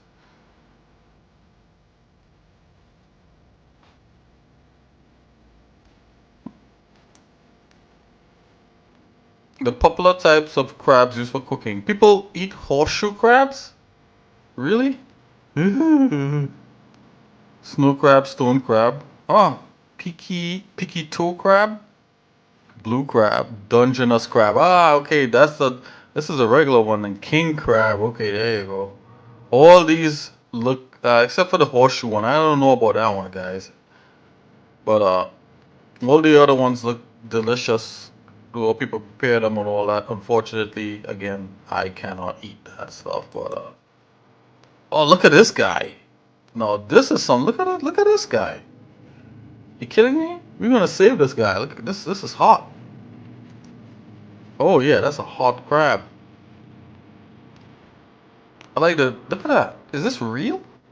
Yeah, he has a little hairs on his leg, and he's about to cut like scuba gear or something. And look at the little kind of rounded grippers rather than pointy grippers. I like this. Let's save this one. This is the last image. The last crab image. Okay, that's it. Just go right here. Sally Lightfoot crab? Oh, that's what that is. Okay. So I'm gonna grab all these guys. I'm gonna stick them in the little reference. I'm gonna stick them in the little reference area.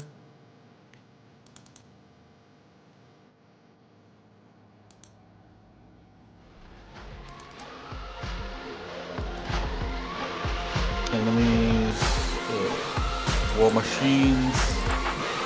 Oh yeah. I'm gonna make a little folder for ref. Let's stick that in there. Ah, there we go. Let's drop it into B-Ref right here. The only bad thing about this B-Ref, I think this one may crash out on me. I'm not sure, guys. I'm not sure why it does that, but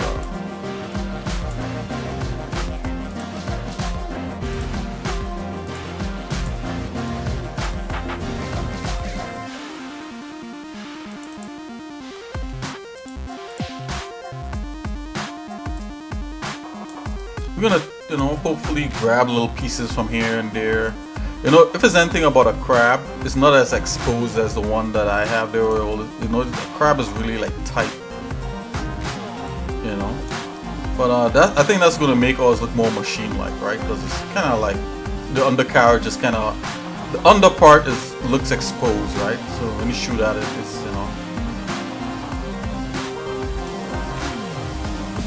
I like this one. I'm gonna stick that guy on top.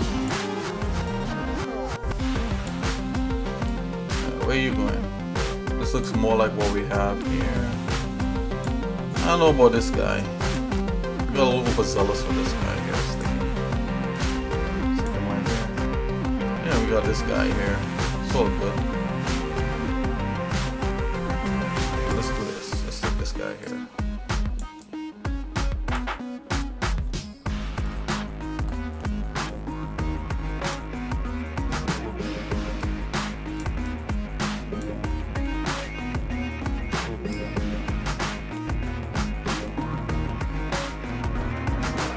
You know, maybe cool. Maybe this part here, rather than having two of these things as the eyes, maybe this is just one thing, and maybe it does stick out. Maybe that's how I animated. Like it sticks out whenever whenever the hero is nearby. Like it senses you. You know, that'll be interesting. You know, because like it goes up like that, like the eye or like a flag or something. Like, oh, you know, hero is nearby. I see you. Okay, I think if I try to see if this is going to crash. If it does, no big deal. I'll just grab it up again. Save. File. Save. Yeah. Yep. Okay, so now it just crashed. I'm going to use PureRef instead. No big deals. I don't know why it crashes on my system, but it's pretty strange. Boy. We got it, guys. We got it. Let's just use PureRef.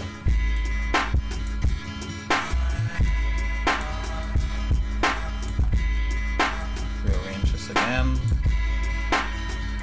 No big deal.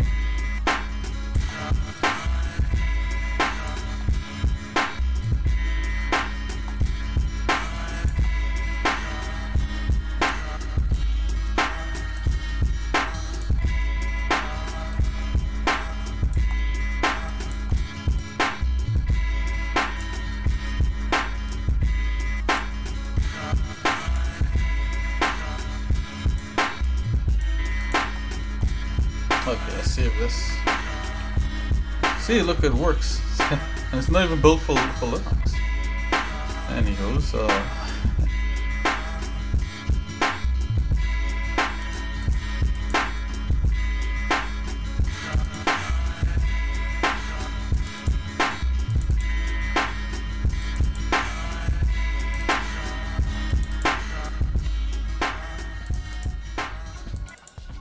Okay, we're gonna save this here.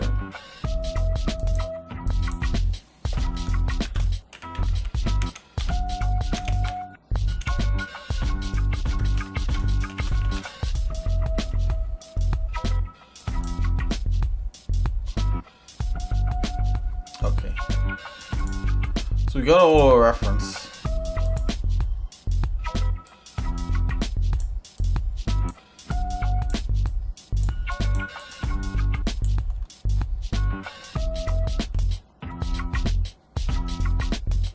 Okie dokie.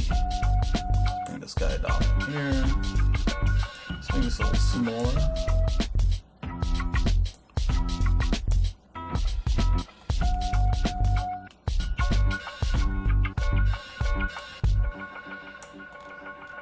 Okie dokie.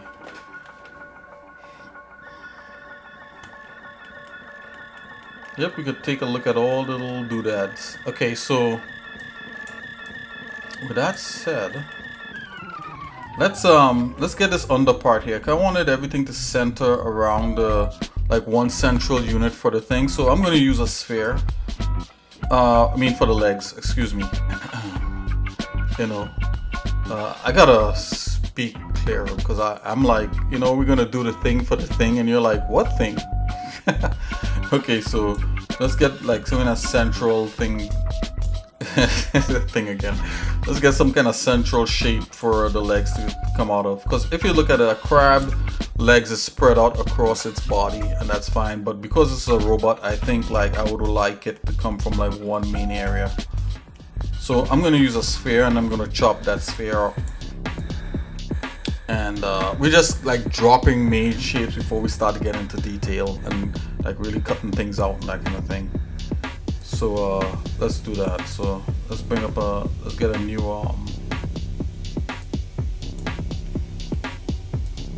okay, let's get a new shape. Instead of cube, let's go with a sphere. Come here, across. I'm gonna look for like the center point. Scale this up some. Pretty big, but it's fine. Central unit. You know what? We could like almost use this to scoop out like a section of where this lives. I'm gonna come in here, like half that maybe. Let's scoop out this section.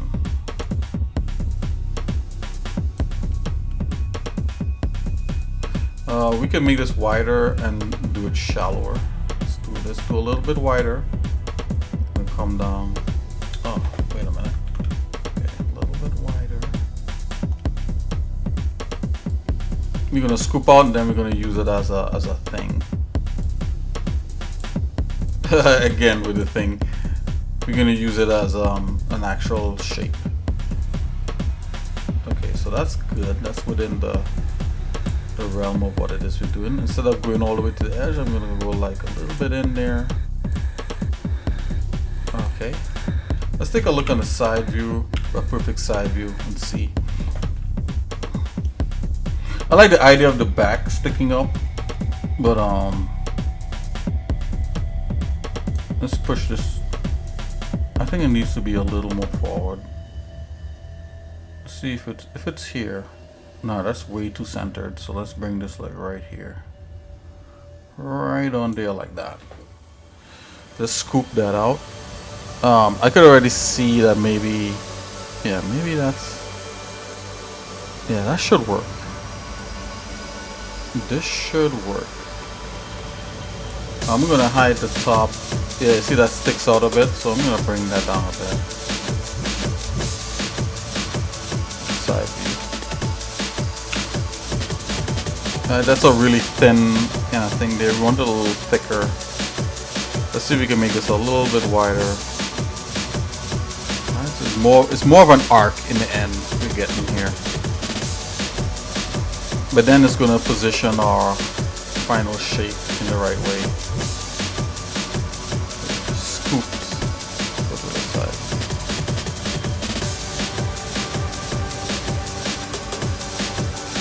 And in the end, we could tilt the entire body. You know, we could do whatever in the end, because you know, this is our thing. So I'm gonna go ahead and subtract.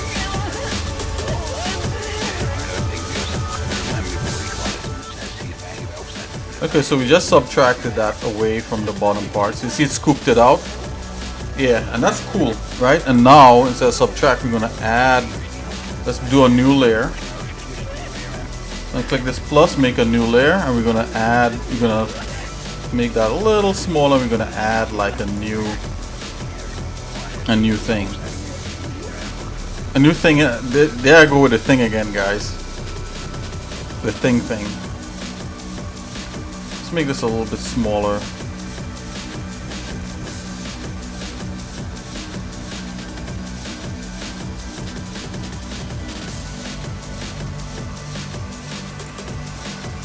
Bring this up. You know what? This doesn't have to be a perfect. This had to be like an orb up in there, and then the legs could spring from it, I'm guessing. Let's go to the side. Yeah, look at that. That almost fits right in there. I'm gonna bring him down just a smidgen. Oh, look at that. It kind of hugs. Yep, we're sticking with that. And I'm going to make this into a new object. Let's just click add. There you go. I'm going to go to the front view here.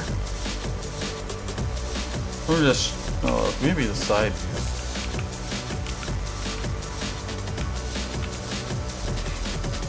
I'm just gonna chop this part out. So we're gonna use a cut off again. Cut off tool.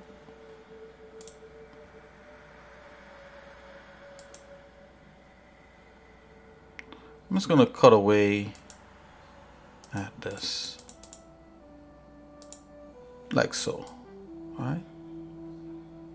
Alright, so we got like a new element in there. And that's where the legs are going to spring from. But we're not done with this though. I want to do some more stuff to it. I'm going to cut the split down the middle and kind of separate the... Try to separate the way it looks. Alright, the split down the middle.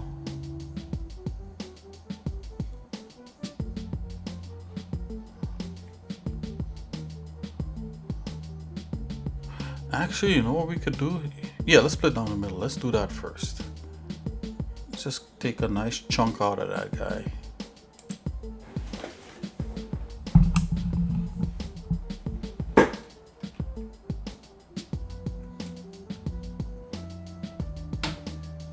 And so far we've been doing all this stuff, and you know, we haven't heard anything from X Nikki. What do you think about this, X Nikki? Boring! Really? Okay. If you say so.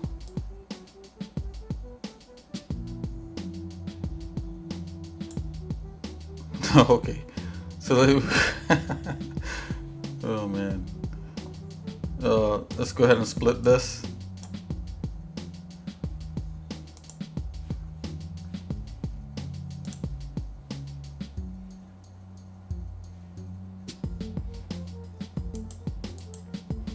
Alright, so I'm going to turn symmetry off for a minute.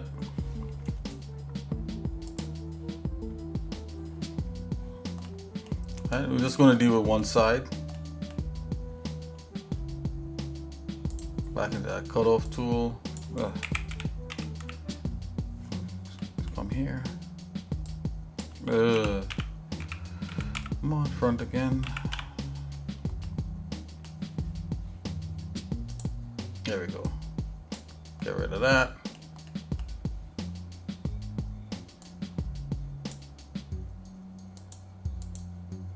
Get rid of this.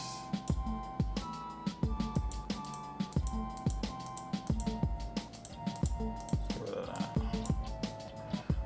Okay, we're gonna select this guy. Oh, wait a minute. What happened? Oh, that has a symmetry on there?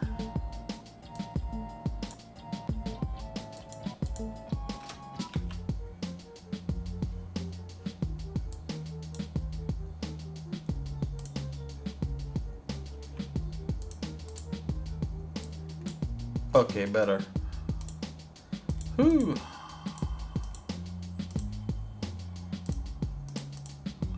Okay, gonna select this guy here.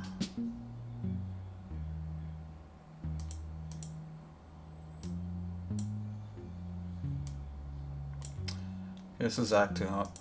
Okay, we got that. Okay, transform. Let's go center to mass. I'm gonna move this guy over. Move this guy over. There we go. So it's more of a, you know, shadow of things to come. And I actually want to make this guy a little bit smaller. Okie dokie.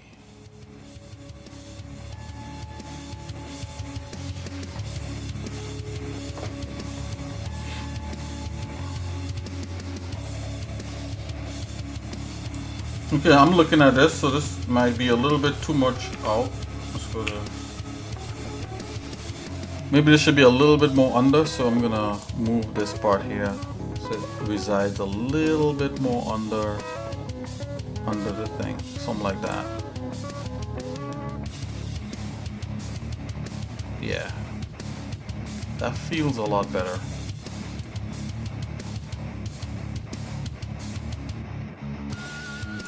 Let's bring the other piece over, something like that. Let's bring these two pieces over a bit, something like that.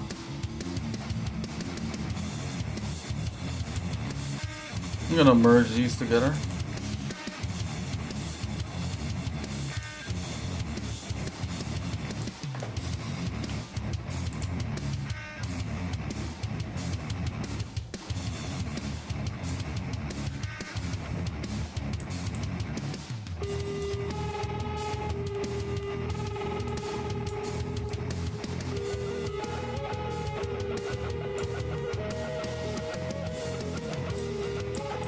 Okay, I'm gonna make a shape here.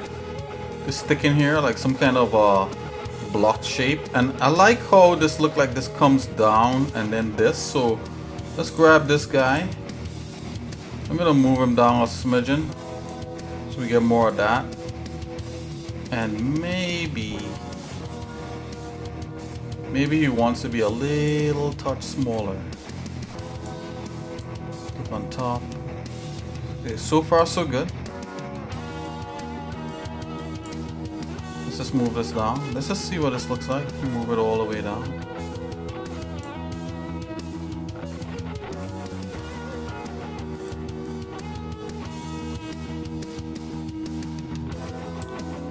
Okay, so I'm gonna view this like so. Let's hide everything else. Okay, we're gonna cut across. Get that nice and cut like so. We're gonna make make this into some kind of contraction. There's many different ways to go about doing something like that here in 3DCoat. Let's go into the sketch. I have a bunch of things saved like on the sketch, and I'm gonna make some kind of extruded part that comes straight through and goes up. So we could use many different ways to go about doing that, but let's just use this blob tool and see what this does. I'm not sure, you know, when I say see what this does, it's not like I know exactly what, you know, how I'm gonna go about doing this, guys. Literally, this is on the fly. Let's bring up that. I'm gonna zoom this part up here a bit. Let's get this in the grid. Okay, so I'm gonna make a new part. Now let's take this part. Let's just drop that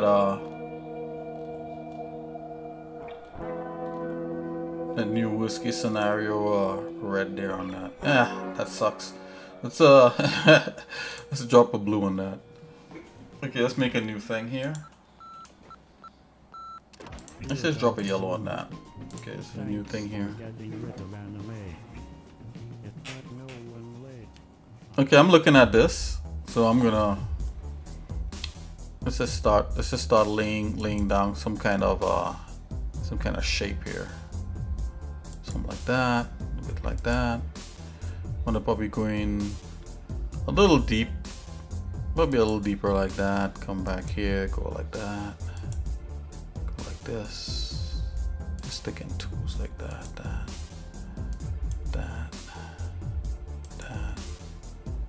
Go like that.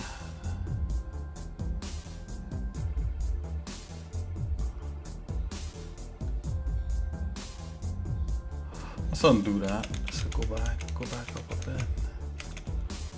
Let's see, like that. Okay, going like this. Let's take this. Yeah, let's go one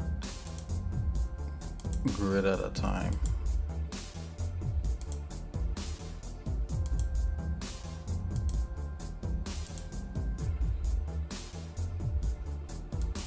Okay. Come in here, something like this.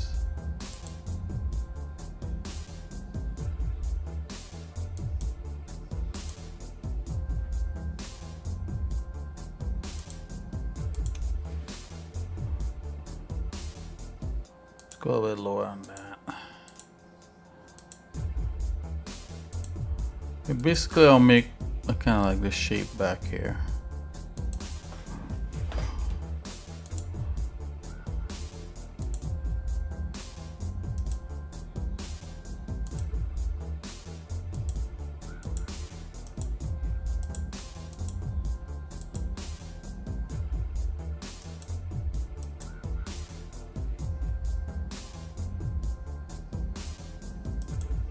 And probably like a little bit up like that.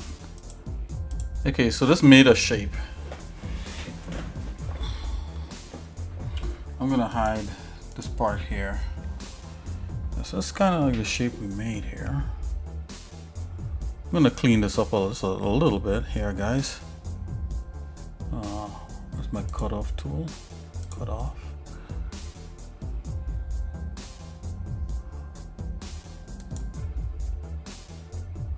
Let's come here.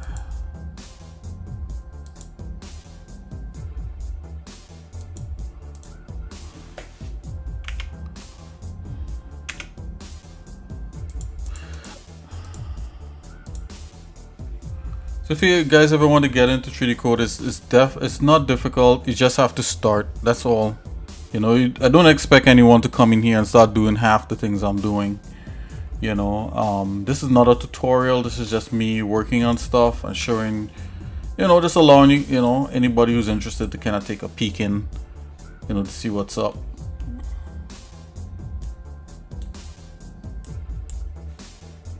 Okay, let's get rid of this grid. Okay, so I want to extrude this thing out. There's several different ways of doing that here. Let's see. What's the most you know, maybe I should just cut that out of a block. That's probably what I should have done. Okay, give me a second, guys. I gotta like take my shoes off. Been running around all day. What's going on here?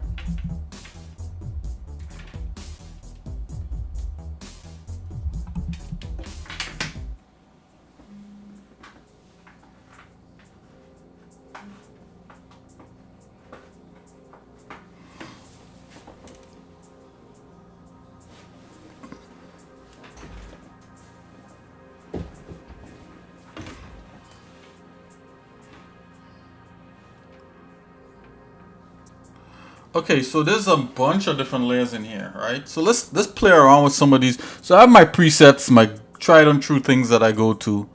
You know, maybe I should make a hard surface preset. You know, I kind of don't have something like that in here. I just put all the tools I use in one thing. But there's a whole bunch of stuff in here. Let's look under voxel tools. There's a clay, there's a grow, there's a build. There's a carve, blob, 2D paint. I think we just use the blob to make this shape. You know, I know there's an extrude somewhere, guys. Surface tools, clay engine. Does voxel have an extrude? I don't know. There's a build, carve. Sometimes a lot of this stuff could be used just straight up as extrude. Oh, Cocoon, you're still here. Great. I was beginning to feel lonely. You prefer it over Blender? I think Blender has its uses. Like certain things, like I can't like do a complete character design with bones and stuff. Like Blender has bones, you know, you could do animation in Blender. As for quick concepts, if you're doing quick concepts and really fast building and things, 3DCoat definitely has head and shoulders over sculpting than Blender. Blender sculpting is great. You know, I'm not knocking Blender. You could, you know, but with Blender sculpting to get the same kind of effect, you'd have to mix modeling with sculpting to kind of get the same thing, you know. That's my only thing, you know. I don't prefer it. I prefer it in some instances. You know, sculpting definitely is 3DCoat's thing, right? So if you want to do hard surface sculpting, if you want to sculpt people, or whatever it is, you just want to sculpt, 3DCoat ZBrush is built definitely for that.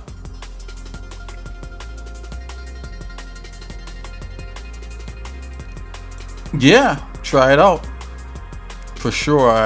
Yeah, I think trying things out is great. Look, Vox extrude. They have a Vox extrude. I don't know how this brush actually works, so let's try it. I think I know. Let's try it.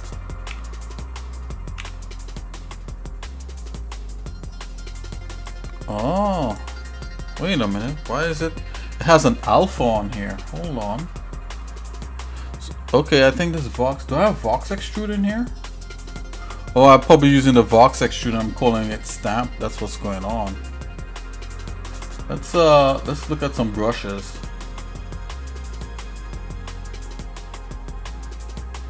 Thick layer. What does this do? Play effect without the constant increment. No build. Huh. Thick layer. Let's see what this does. Oh, this has another okay. Another element on there. Okay. So these things like alphas. Vox flatten. Vox extrude. Let's pick that guy.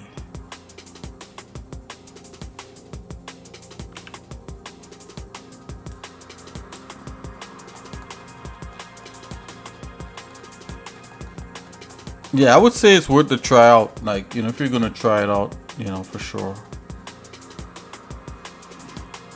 Let's get some symmetry on this bad boy.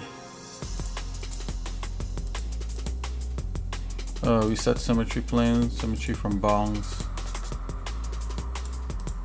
Okay. Let's see what this does. I'm not sure what this does actually, guys. Let's see if we can get it going. I mean, I kind of do, but you know, I'm not sure if it's gonna help me. If it does, then that's gonna be really rad. Rad.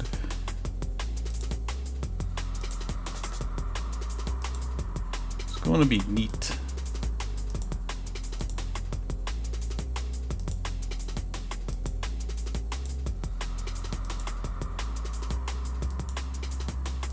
Let's see if this will work.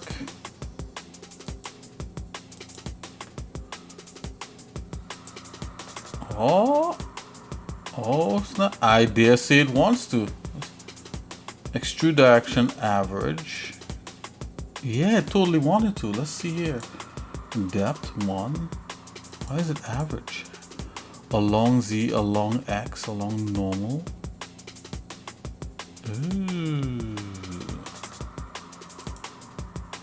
Vertex normal.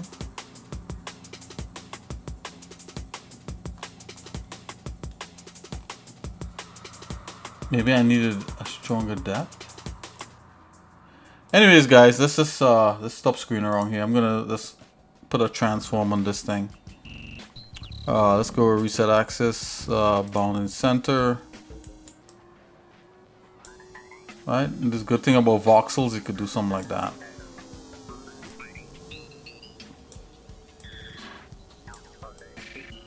This is what voxels was built for. Right, and then I'm gonna apply glue. Apply uniform transforms onto that. Right, we got a block, right? That's what we wanted. What are voxels? The voxels are like these tiny little boxes. Think Minecraft. That allows 3DCoat. That allows you to do like Boolean operations very easy.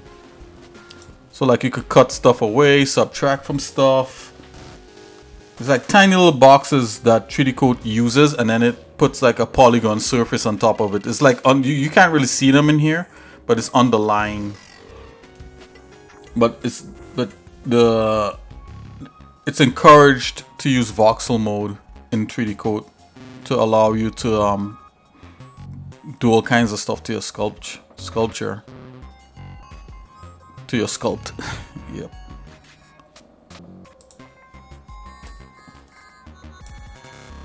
Okay guys, so I got that. See, like I'm able to just chop away that just to clean that up. See that?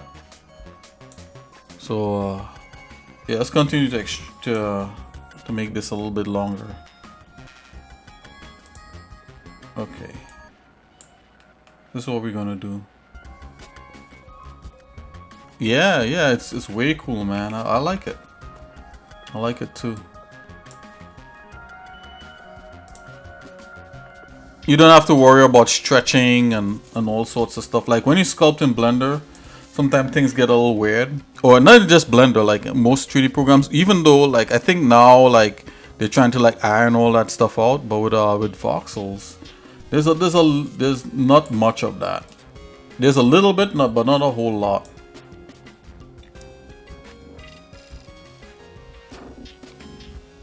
We set space. We set axis.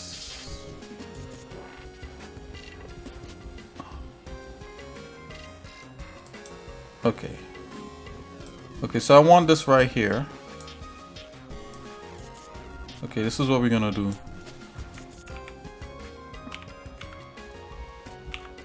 The perfect side view. Let's turn everything else on. There we go. I'm thinking that this thing needs to be a little bit smaller. Zoinks. Let's push him in here. And we're gonna pull him out all the way out there and then rotate him up. Let's try something a little bit different with this.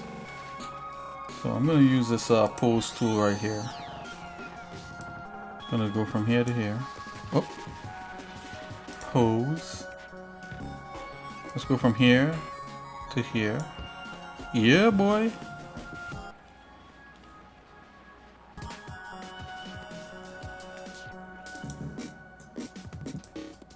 Oops, undo that. Here we go. Yep, let's pull that out.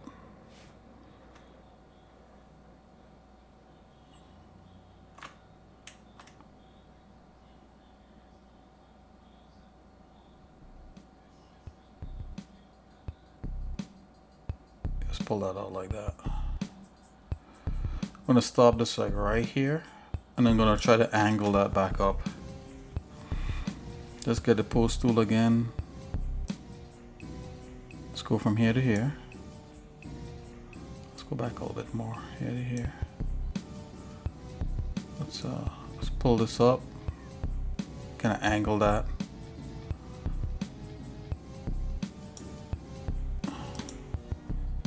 Oops. That's good. Okay. I'm gonna pull it out first. Pull that out like so, and then go back from here to here.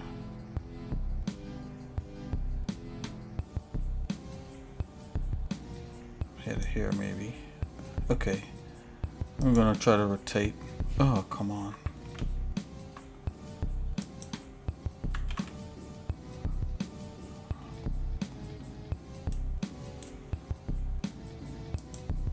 Oh, there we go. Let's try to rotate that.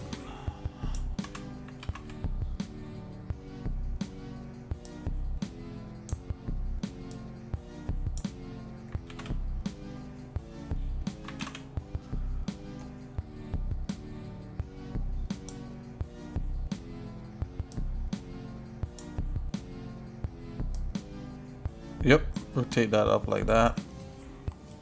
Kind of what I wanted a little bit. You know what? Let's make this a little smaller.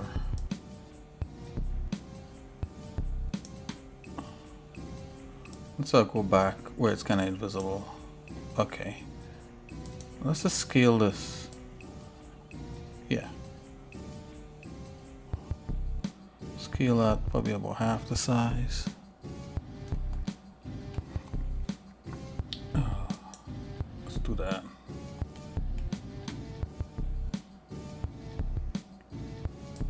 Here to here. Here to... Okay.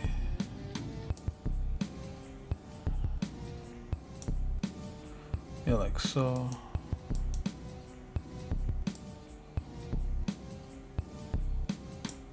Oh boy.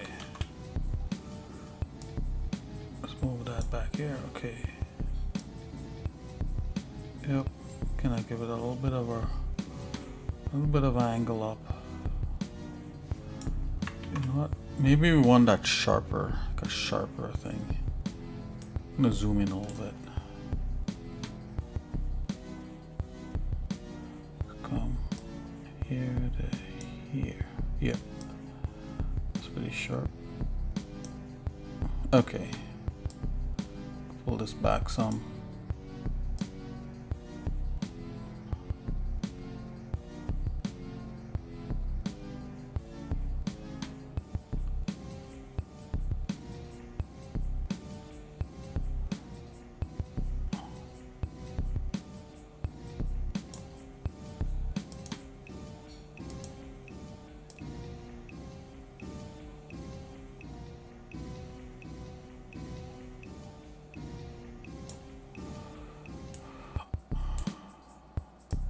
Okay, so something like that. Okay, I'm gonna leave that alone.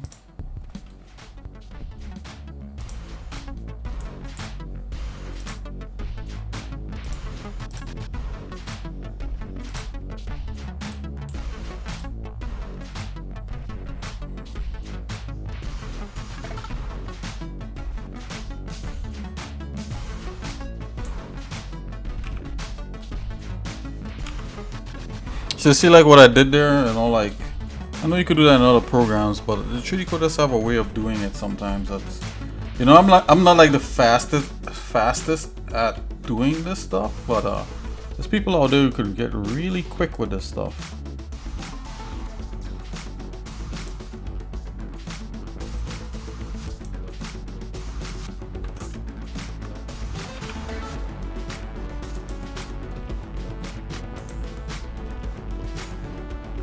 Oops.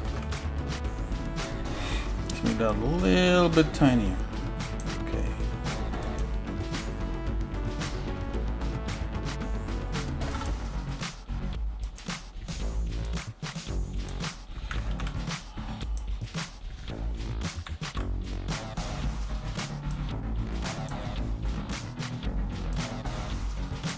Come on. You know what I want. There you go. Make sure that's stuck up in there.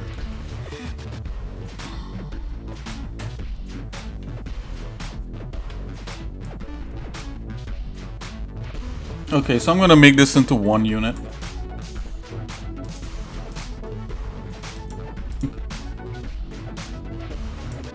I'm just gonna merge that. Come here. Let's merge subtree. There you go. That's one unit now. Let's mirror this. Turn symmetry on. Oh, it's already aligned. Come here. Okay, so this is a good little basis for this under thing here for that. For now, you know, it's not the best thing, but it's close. So let's go ahead and go geometry and sim copy,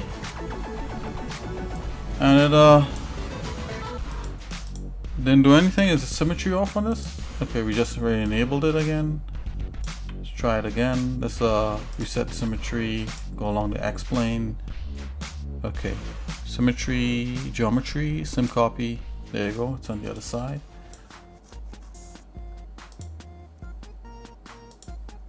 Okay.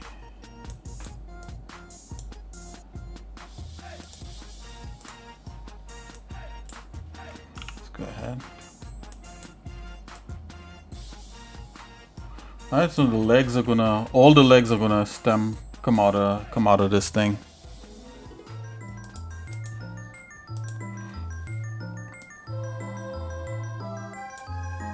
Okay, so maybe that may have been getting a little too detailed too quick there. I'm going to square off the bottom part there. This might be getting a little bit too detailed, but I think it would. I think we need something like this. So let's come here and cut off, and let's just come like so. I'm just gonna square that. Bam. Blender has bizarre camera controls. Won't let me zoom in far. Oh yeah, for sure. If you have you tried selecting the object and then pressing the pressing what do you call the full stop on your numpad? Do you have a numpad? By the way, yesterday I figured it out. Oh, apparently I forgot to apply subdivision.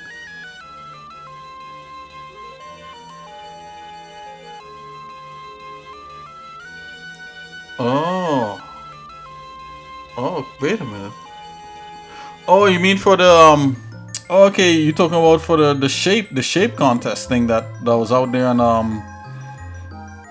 ooh, I gotta split this in half. This other side there is a mess. Let's go to the top view.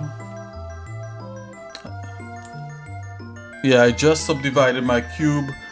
Yep, but yeah, didn't apply, so wasn't able to sculpt. Oh, okay. Yeah.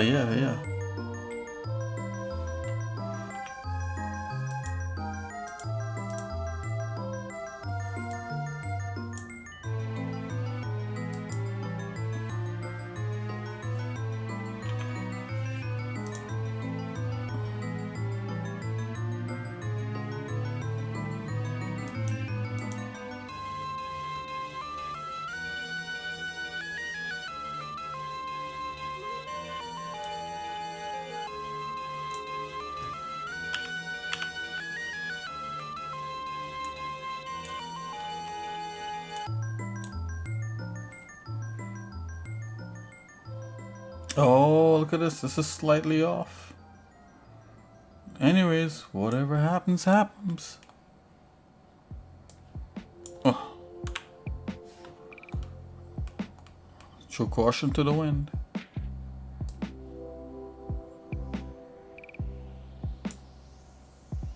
Ooh.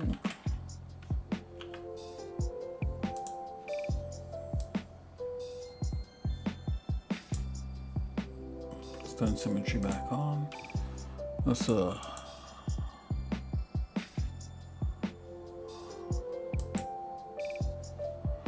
that sucked. Let's come over here. Use a quick pick to pick this.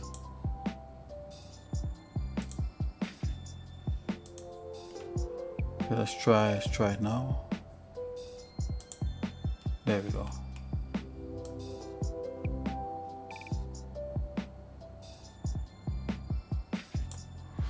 Yeah.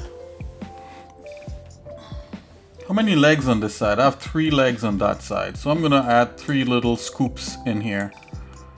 Just so that the legs could kind of have something to come out of.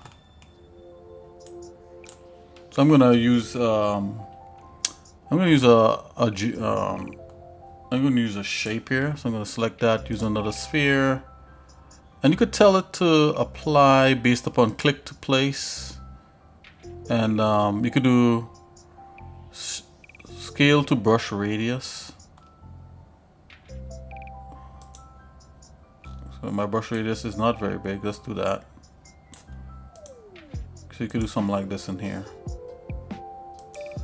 In case if you did not know, you could do something like that. Let's make that a little bit bigger. About so.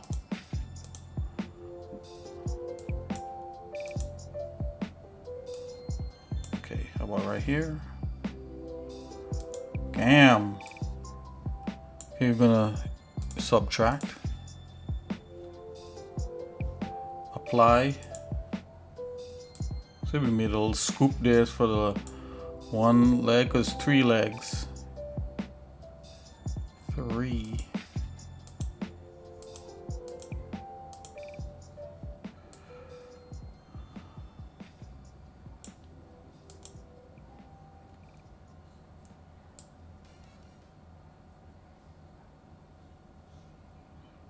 Okay guys, I think that's my scoops right there. Apply. Okay, so that's where these legs are gonna come out from. Woo! I'm getting too detailed too quick. Let's back away. Alright? So that's the death of anything if you get too detailed.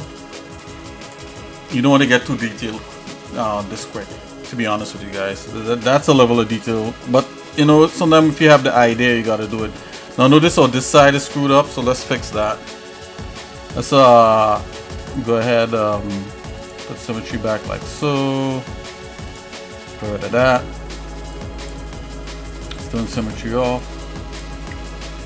Let's go ahead and delete this side here. I'm gonna go ahead and use a quick pick. You just yeah, it didn't. Oh yeah. Okay, so yeah, I got what you're saying. So yeah, I remember now. You were like trying to sculpt, and you're saying like, man, it wasn't sculpting. Okay, so that's all. Oh, okay. Yep.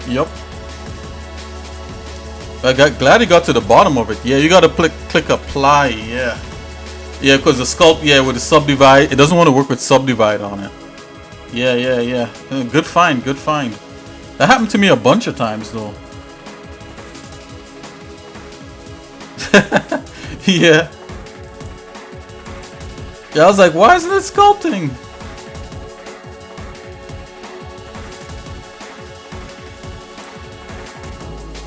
Okay, we're back in action, guys. I got it to copy.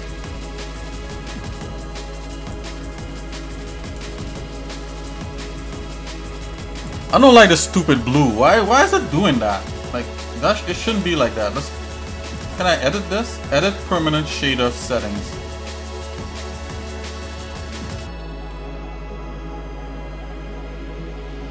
Oh, there's a texture in here. Is that what it's doing?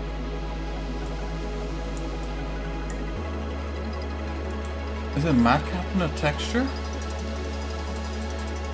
Why is it doing that? Let me check another one out. Open current shaders, open permanent shader settings. Yeah, see, this doesn't have all that. Why is this so different? Yeah, that looks crummy. I'm gonna get rid of that. Delete.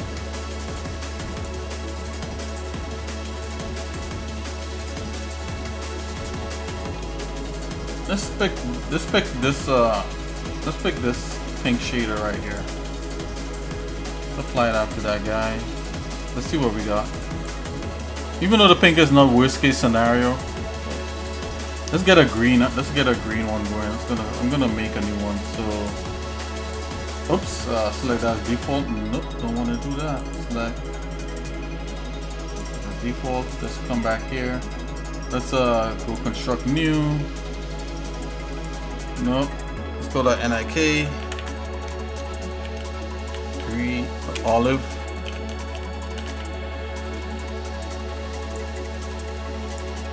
Okay, let's make this like an olive green color.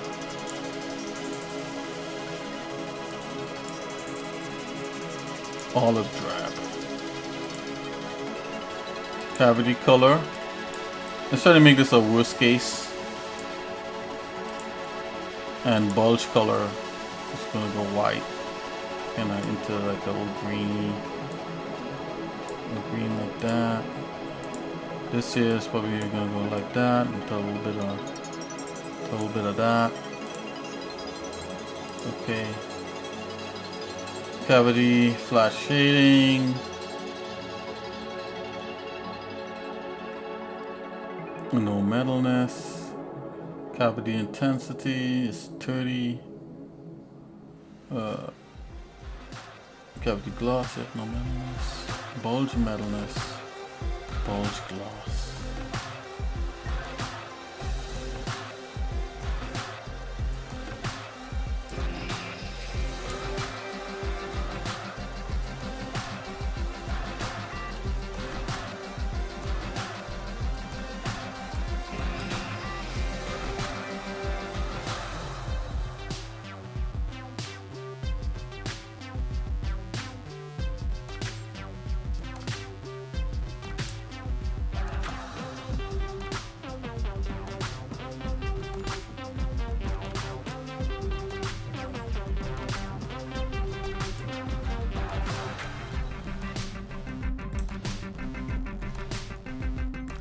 Bulge intensity. Turn that down.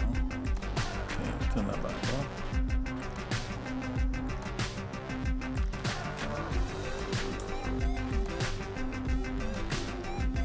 Yeah, whatever. Okay, so we got that. It's not quite a worst case scenario shader, but we got something on there.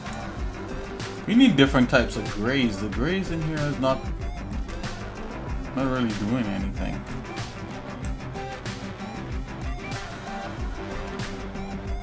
You know, let's put this.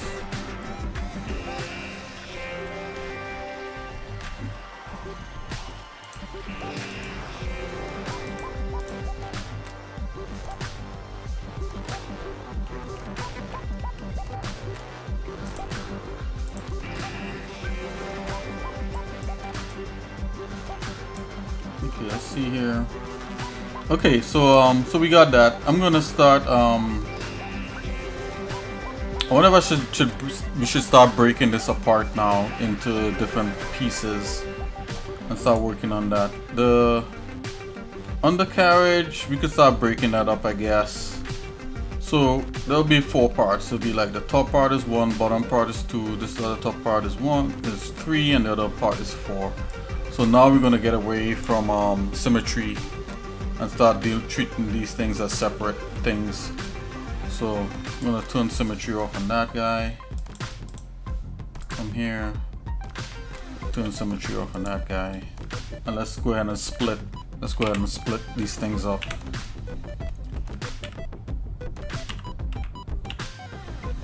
Let's go ahead and split them.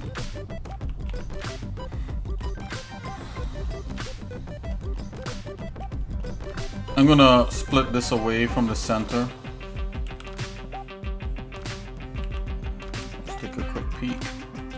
Okay, so this part here I'm gonna make as a separate piece.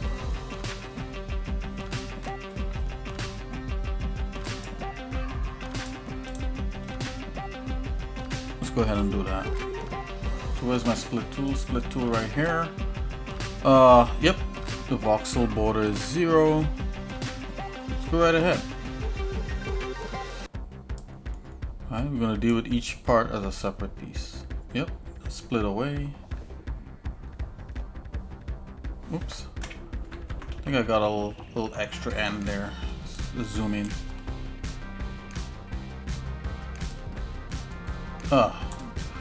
No again. Let's try that again. Right there. Okay, we got that piece as a separate piece. Okay, we're gonna continue splitting all these pieces up. So we kind of got the general shape of things, you know. We just want to continue. Okay, so this here is a separate piece.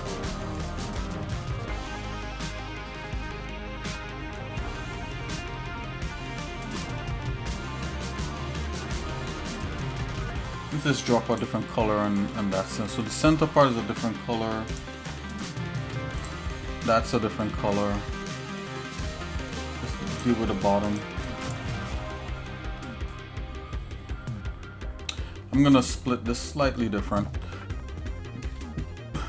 Oh, let's see what we got. You know, I just split it and I didn't even look. Okay, no, that's fine. Okay, let's deal with this a little bit different now. It looks like a toy from Toys R Us or something. They call it like a baby.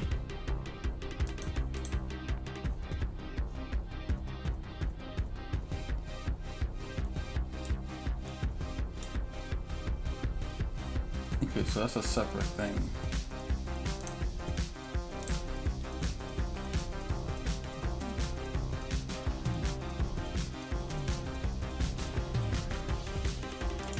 Okay, and then this last part right here.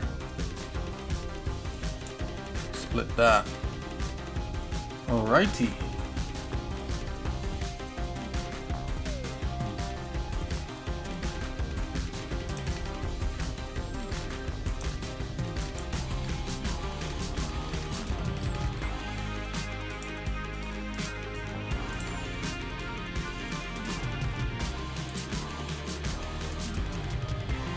Oh, that's that gray there.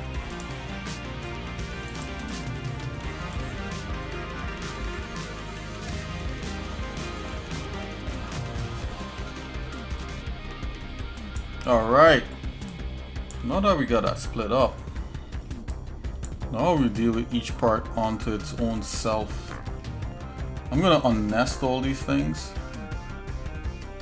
3DCoat, like, once you split, it likes to nest the parts to try to make it easier on yourself to organize the scene. But for now, we're gonna unnest it. And we will nest what we need as we go along. Okay, so this whole part here. Hey, do you have any recommendations for where I can find free textures? Oh yeah. You need wood for your instruments. Let's see. I have I bookmarked some stuff, and if you find anything, you know what, cool. If you in your searches, if you find anything like that, feel free to post it on the Discord in the 3D section, you know, and I'll try to pin it or do something like that. I'll put it probably in the 2D section or whatever it is, but yeah. Let me see what I got here. Let me see what I got. Let's take a look. Okay, so I'm zooming out here a little bit, guys. I just want to take a look at my parts. So this is what I sliced up. So now we're gonna deal with each part as its own non-symmetrical thing. Like this part is like this. This part has a piece jutting out. That's gonna be a lot of fun. So far, I'm having a lot of fun with this, guys. It's all due to you. People like Koom checking me out. So let's check. Koom, I'm gonna check. I have a bookmark reference kind of thing here. Resources. Let's see what we have in here for free textures.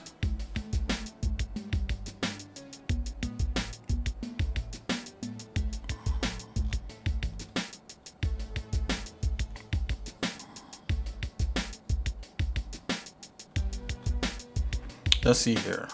Resources, animals. Okay, that's emojis. You don't need emojis.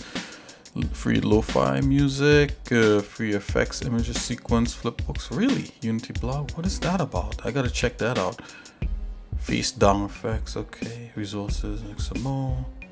Free songs, free music archive, free stock photos, royalty. Really? What's this? Let's check this out. Okay, so this is not necessarily textures, but this is free stock photos. I'm gonna post this in the Discord. Cause this could kind of help a little bit. It's supposed to be for free. You know, sometimes you might get somebody taking like certain things, and then I'll continue the texture search in a minute here. Let's post this in the Discord real quick.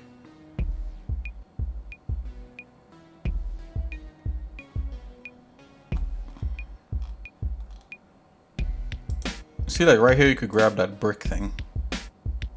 You know, let's come here in the Discord.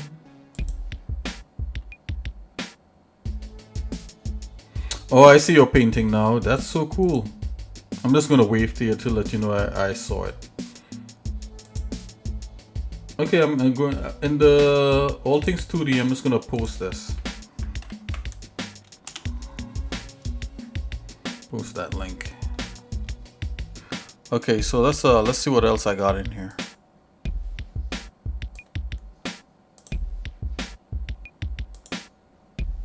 Resources, photo, install, synthesizer, paste all.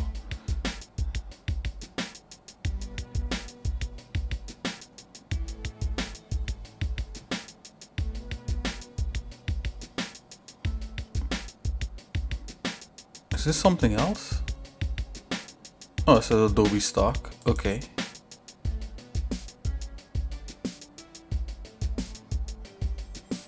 Oh, whoa. Hold on here. Oh, look at this. Brushes, PNG images. Okay, let's see. Oh, look at this. This is another good free thing. But this is PNGs though. You don't need that. Hold on. Free PNGs. Everybody needs free PNGs. Okay, let's check this out here. Hold on, I'm almost there. I saw something. Brushes, PNGs. Okay, so this is a search for like. This is another. This one is good too. I'm getting to your textures in a minute. We're warming. We're honing in there. We post this in that 2D. Okay. And resources. Icons material design. What else? Ah boy. Does it have a search? Can I search my folders? I don't even know. Let's see. 3D rendering. Software making. Okay, so check this out. What was the name of that? I had a whole bunch. Hold on. Links. No.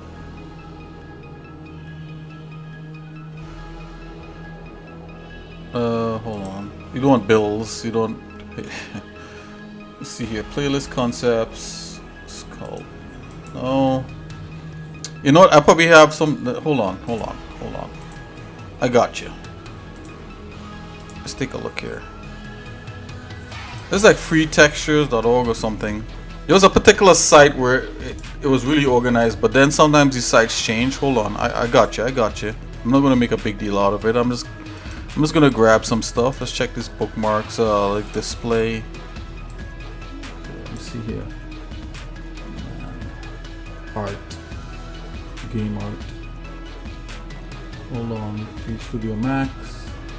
After Effects, Arnold, Blender, Graphics Magic, Unity, V-Ray, Tutorials, Adobe 3D Studio Max, Compositing, Mod Tool, Network, GIS. Okay, Mod Tool, Blender.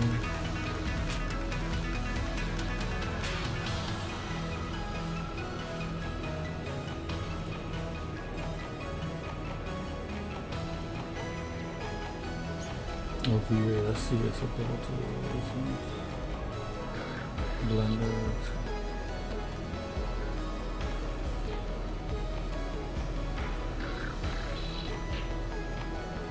Arnold.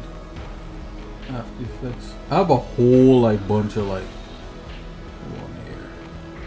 Game resources. Okay, let's see here. Stuff.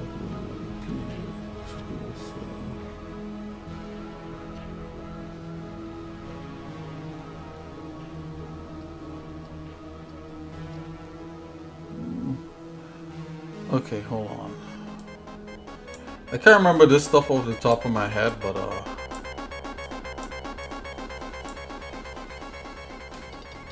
if I can't find it now, it's okay.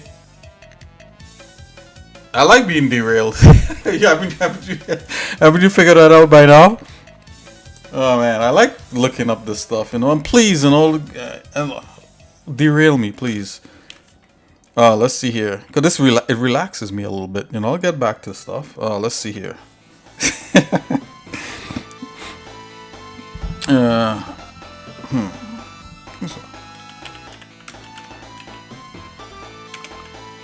There was a site, and I thought I had it bookmarked. I'll tell you what it was.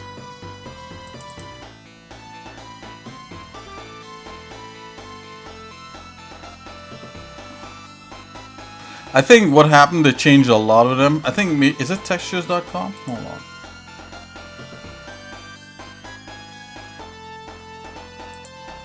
Yeah, this is it. Boom! This is what I was looking for. Aha! I think this is it. Free, right? Free content.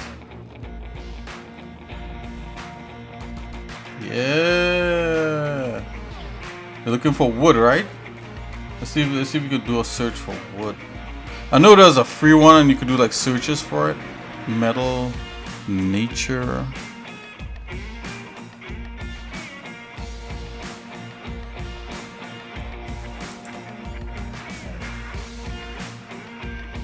Oh, wood, look at this. Oh snap, you have a whole bunch of wood planks. Or for like your different, oh yeah, I'm gonna send you this one. Wood, and you can do all this search for wood. There you go. Copy. Yeah, I'm gonna send you this. That right there in the chat. I'm gonna put it in Discord also.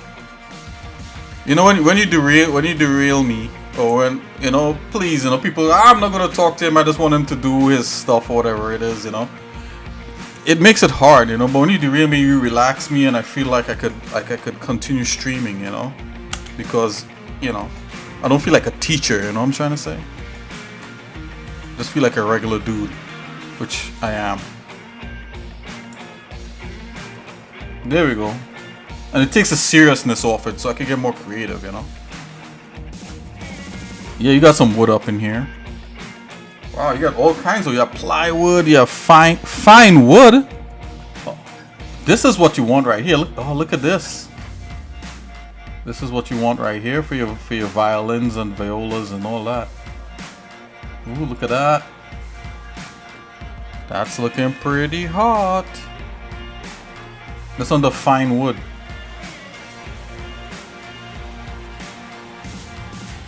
Ooh, yeah, look at that.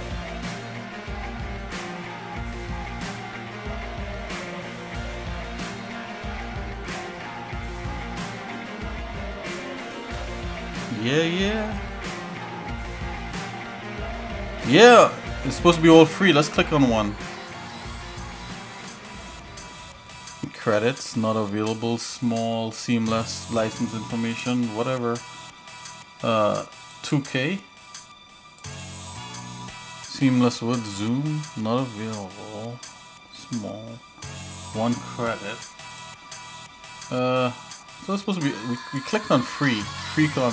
Oh, is this just the free content right here? This looks nice.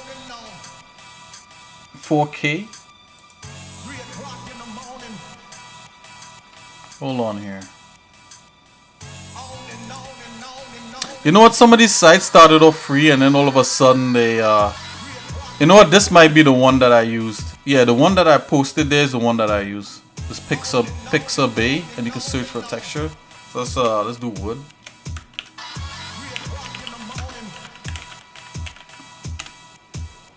There you go. This is better because this is free, I think.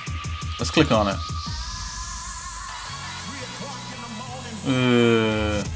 Canva.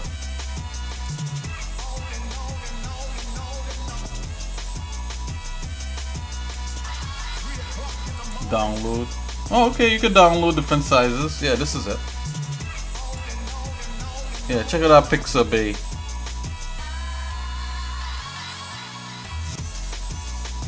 You know what? These things should. Did I have these in resources? I should actually just make like subfolders in here for that sort of stuff. I love looking for textures. You know what? I'm gonna do you a solid. Check this out. You're gonna like this. You know what? Most of these I have like links from when I was working doing this stuff professionally. I have a ton of links that you guys might find interesting. Thanks for taking the pressure off of doing this stuff.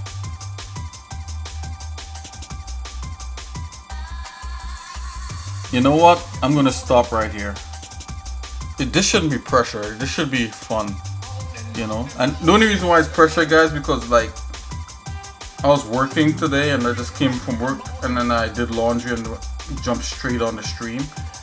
I needed like I needed time to like decompress. And I haven't done that, so I'm decompressing here on stream, right? So check this out. So I'm gonna cool off for now.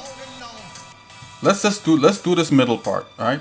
So that you guys don't think I'm slacking off, So I want Koom to continuously ask me stuff. I like it. I don't want you to feel discouraged. So I'm gonna do some more on this. From here, okay, select that. You know what? Let's separate these two right now.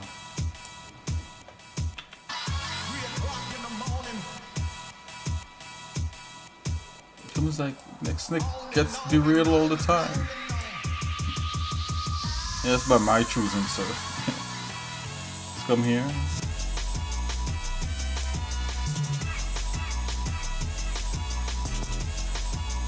So I'm gonna do a little something and then I'm gonna move on. I'm gonna look into some links to some assets. I think that's fun. I want to do it. I want to do it.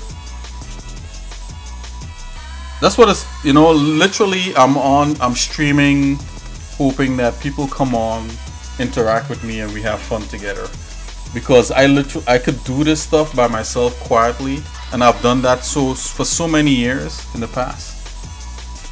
So it's fun. It's fun to be derailed or redirected. It's fun to share.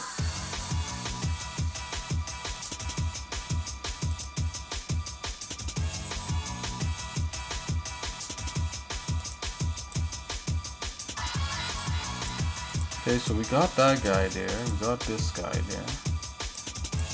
Where is this guy? I want to make sure we're not screwing around here. Delete that. Okay, so we got that guy there.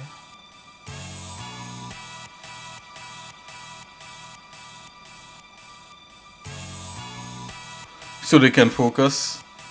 Like yeah, you could do streams where you could focus. I mean, yeah, because like when someone watches you, then you tend to slack off less. Nah, I'm opposite to that. Like, well, maybe.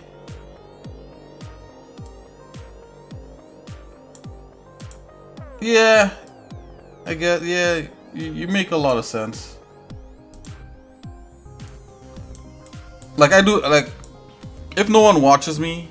Like if I'm doing this, if I'm not streaming, I just work on this stuff from like day to night. Like time passes so quick. Like my wife have to come grab me and say, "Hey, you didn't drink in like 8 hours," you know, because I just constantly work on this, and you know, I've done that for so many years. So like I'm like, you know what? I want to stream. I want to interact with people. I want to, you know, hear what others have to say. You know, that kind of thing. Because if I really want to like sit down and get something done professionally in any kind of way, I probably would not stream a lot of it. I might stream 1 or 2 things, but I would just do it on my own. And I think some of the videos in the past, you know, that's what I was doing. I streamed some of it, and the rest of it I just did off stream, which I still kind of do, you know, but I come on here so that you know, and if nobody interacts with me, it's fine, you know.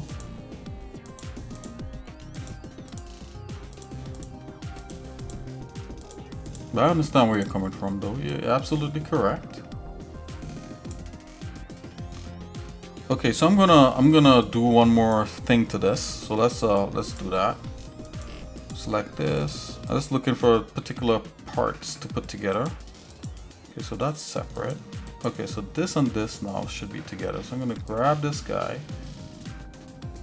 and drop him in here, I guess. Yep, not the right one. Drop him in here. Yep. Where's that other part right here? Nope. Yep, right there. Grab this guy, drop him in here.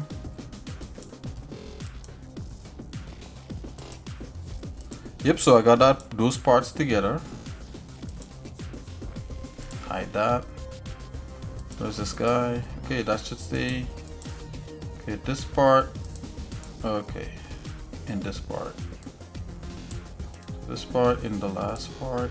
And this part into this part.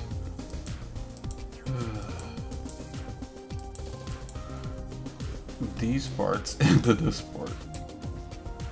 This part to that part.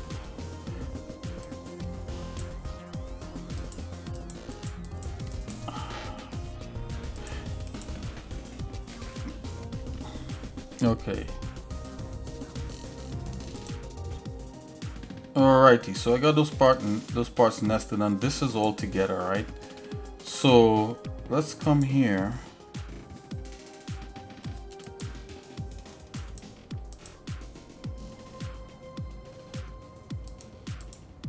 Right, so I'm gonna select this part. So let's go into our front view.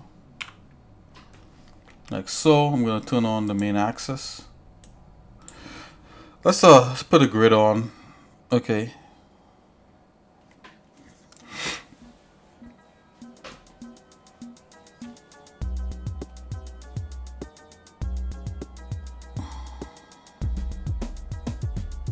Let's see if we could center the grid. Oh. Like, this is bad design already. Oh, come on.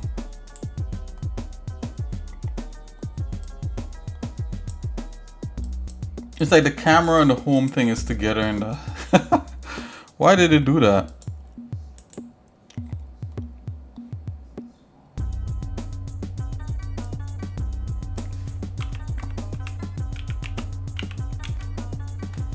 It's like the camera thing and the home thing for the thing is.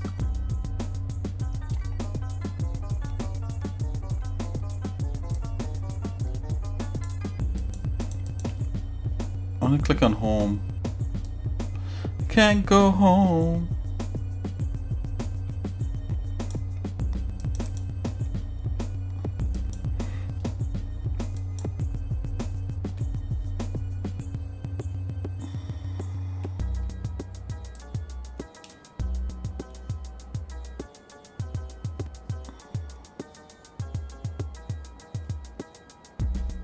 Okay, this is what I'm doing, guys. I'm trying to put this somewhat in the center.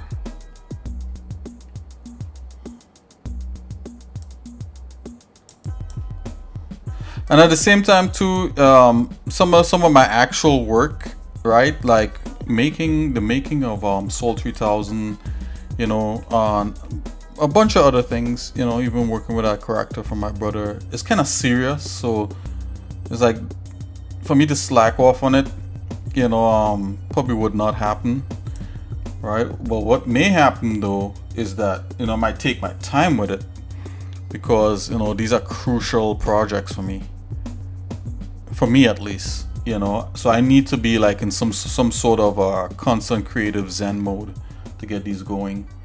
Because if like you get like a project from a paying client, like the parameters of what they want is already defined. So it's kind of like you go into production mode and you just kind of belt it out and they give you feedback anyways. You know, your heart and soul is in it to a degree, but not all the way down. And that kind of helps, you know. So like if I'm doing project work, I'm really quick. Like I just go and just kind of get it done, you know. So I think that's the difference. But when you're working on like a project that's kind of like personal and that kind of thing, you kind of really, you know, you don't want to miss opportunities, you know, in terms of ideas that you have, especially if you're doing it kind of like for yourself, you know. And the projects that I'm working on right now, you know, I kind of do them for myself first, and then hopefully someone else out there is gonna want to partake in it, because I think this is the alright. So like we're coming up. No, I'm not 100% responding to everything that you said, Koom, but I just kind of put this out there before in like maybe 10 videos back, or probably more than that, maybe like 15 videos back. I said this, like developing like a game, right? It's good to you know, you need different goals. You know, this is what I realized, and this is from a ton of research for game development that I've been doing. And you know, game development is kind of like meeting expectations. Like people have if you put a game out, people have expectations that probably was never even promised. So say if like I had a first-person shooter game, and you know, in the game, you know, it's first-person shooter. It has like it's not futuristic. It's like standard weapons or whatever it is, and there's like there's like zombies or something, right? People, without me seeing anything, say if like I was to release something like that, people in their heads are gonna think like, this is what some gamers think, right? Not all of them, but most gamers think like this. Dude, if it doesn't feel like Call of Duty, it sucks. Like basically, that's kind of like what you're gonna get. Like if this is less than Call of Duty, this game sucks. You know, for some gamers, not all. You know, I'm not saying that gamers are bad for believing that. I'm just saying that that's kind of what you're gonna meet.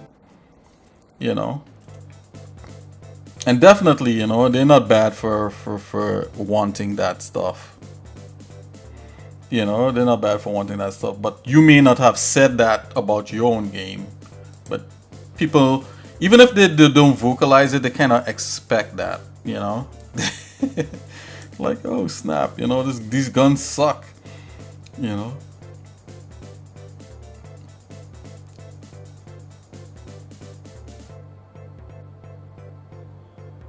So I try my best to like, I say, you know what, Nick, if you do it for yourself and you like it, right? And not everybody's gonna like it, but somebody might, you know, somebody might like it, you know. But if everybody likes it, then boom, you win.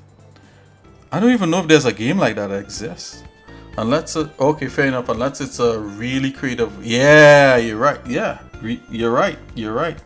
Really creative and really original. Then nobody really has expectations on what to expect, right? Yeah. But if something has already been done, then the game has to really, yeah, well made. Yeah, yeah, yeah. Basically, you hit the nail on the head right there. That's basically, that's it. Very, very well said, for sure.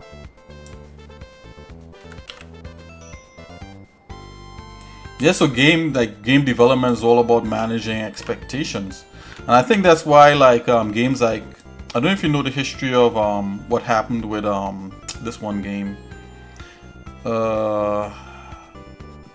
There's a game, No Man's Sky. Yeah, No Man's Sky.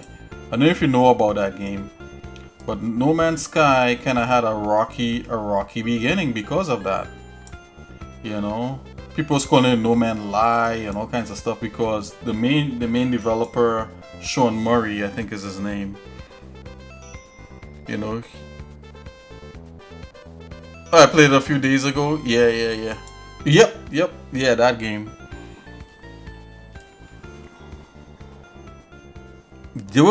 People was cool.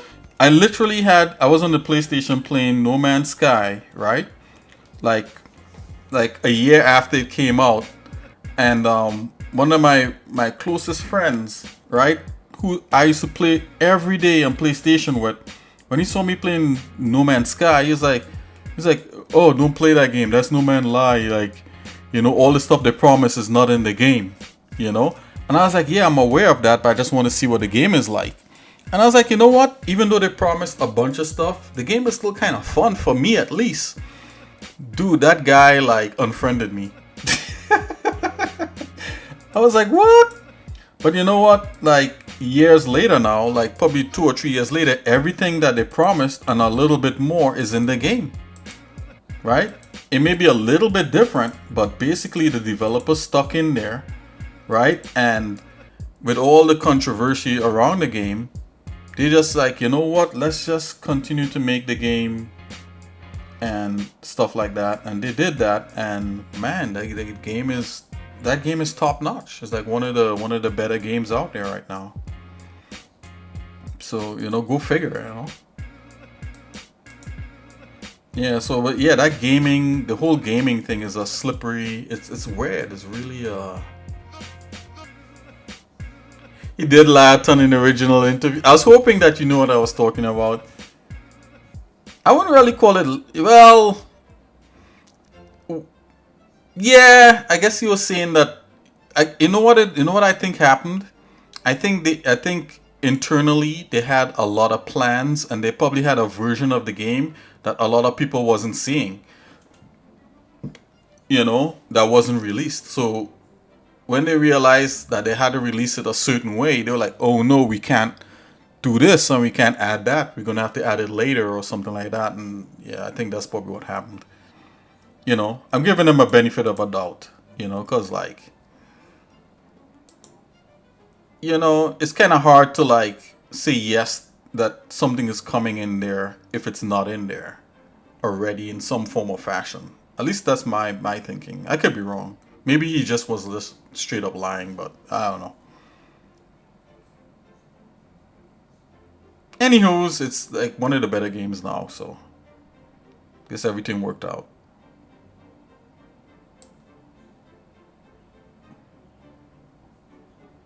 I'm gonna slice this guy out. Oh, I wanted to separate him, so let's go ahead and split that.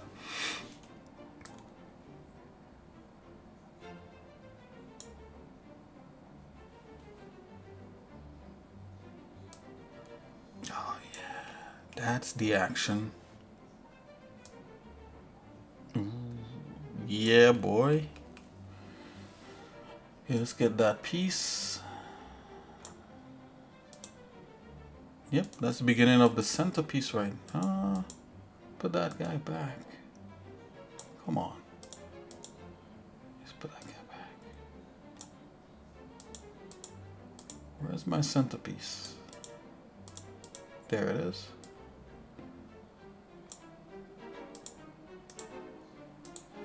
Okay. So yeah, so let's look at this right here. Okay, so now we could actually try to like work on this stuff here a little bit. I'm gonna keep that piece, and we're gonna sculpt this properly here. So I'm gonna come in here. It's like cutting away on this guy. Okay. Go ahead, cut off.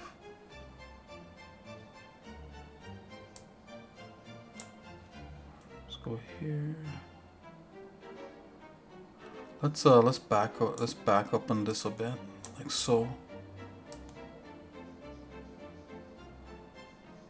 Okay. Okay, we're getting somewhere here. Okay, that. Come here, funny. I like what you say. He did lie a bit. If you say, I'm trying to like. Yeah, thing. That's good. That's good. Let's go here. All right. So.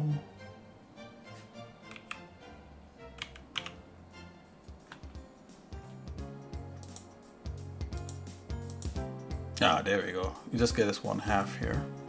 And there's a bunch of like different details up there, but that's fine. I'm looking at this main shape right here. Okay, I'm gonna chop this. See, now we're just dealing with this part right here. Let's go.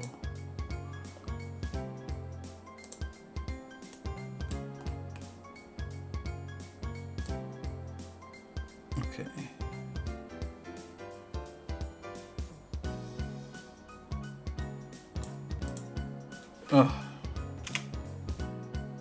Right there.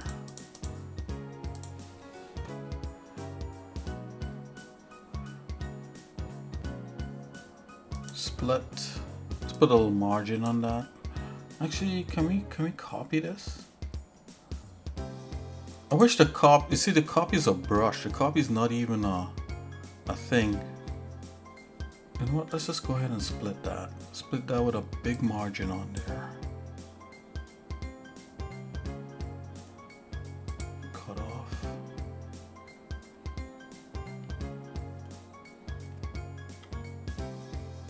Yeah, I remember one of these things he said, there's multiplayer, but the world is so big that the odds of 2 people meeting is extremely low. Yep, yeah, he did say that later.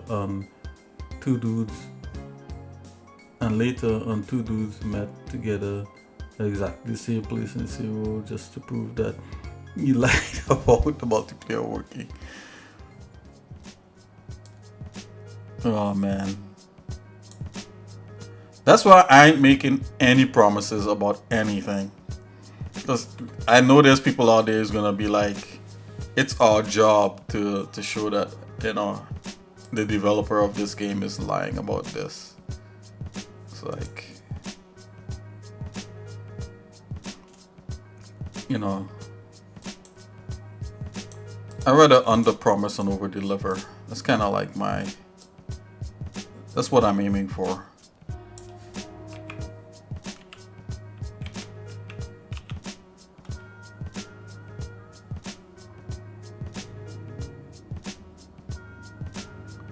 Todd Howard? Why does that name sound familiar? Is that Todd Howard? Todd Howard. Is that the guy for Unreal? Is that no? That's Tim Sweeney. No, who is Tom Howard? Who is that?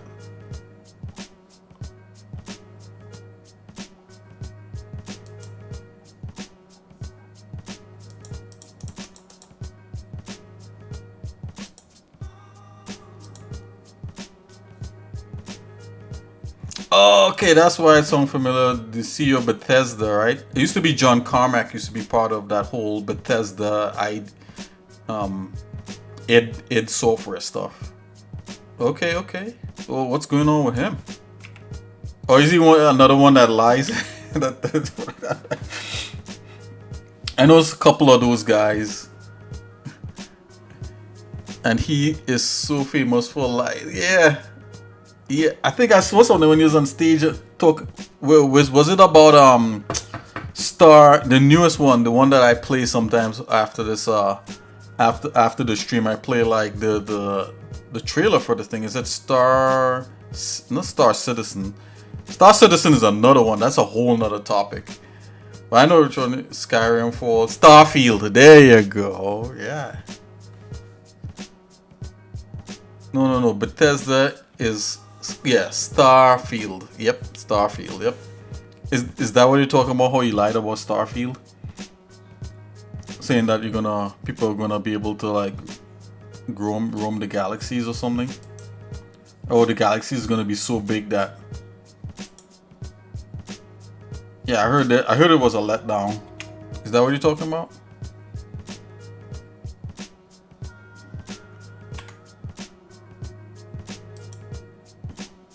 Do tell. Wow. I'm not exactly sure what promises he made. What promises did he make on that?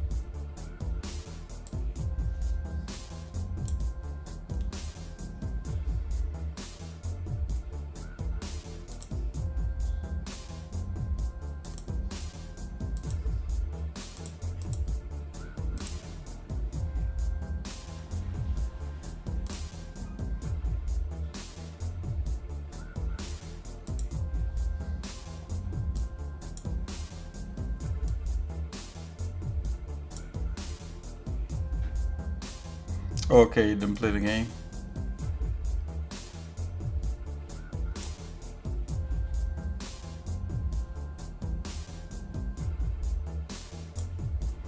Yep, the land of broken promises.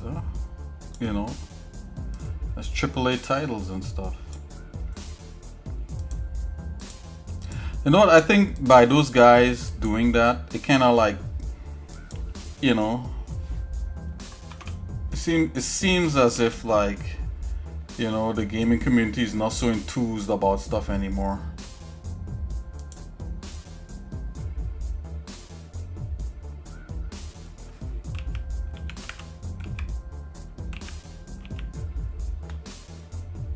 That's what it seems like to me. I could be wrong.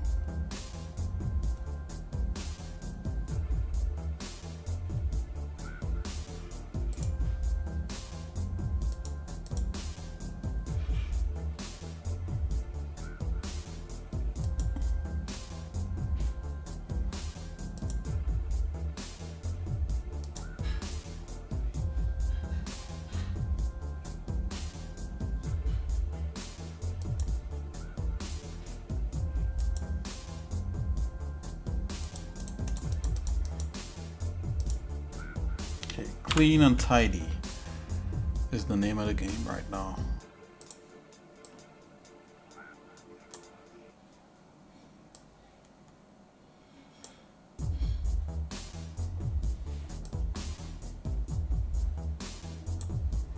Okay, so I'm gonna try to replicate this to some degree.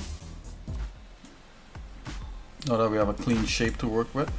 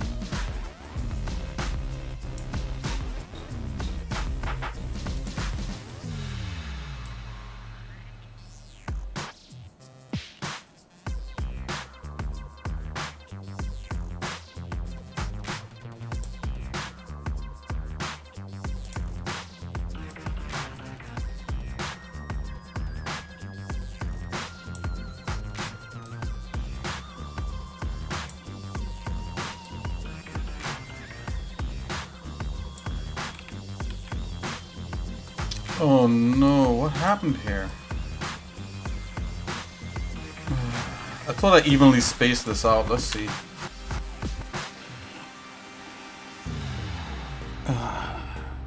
Something got shifted.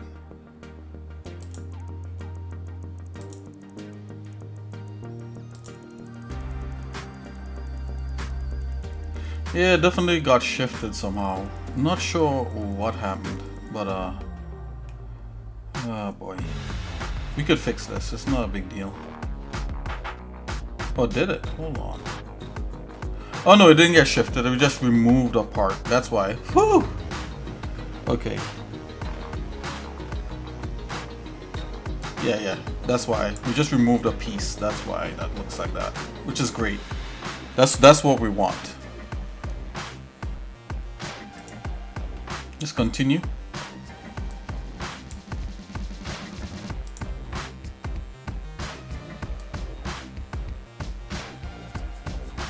A little bit of unevenness is fine. It doesn't have to be all the way even. Let's go ahead and do one more.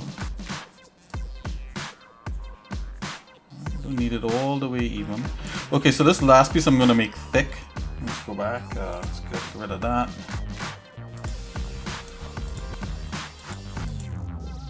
Put that down.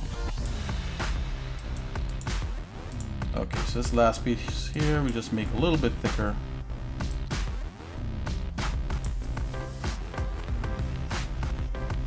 Move only gizmo. It's off to the side here a bit. Alright, let's just extrude that.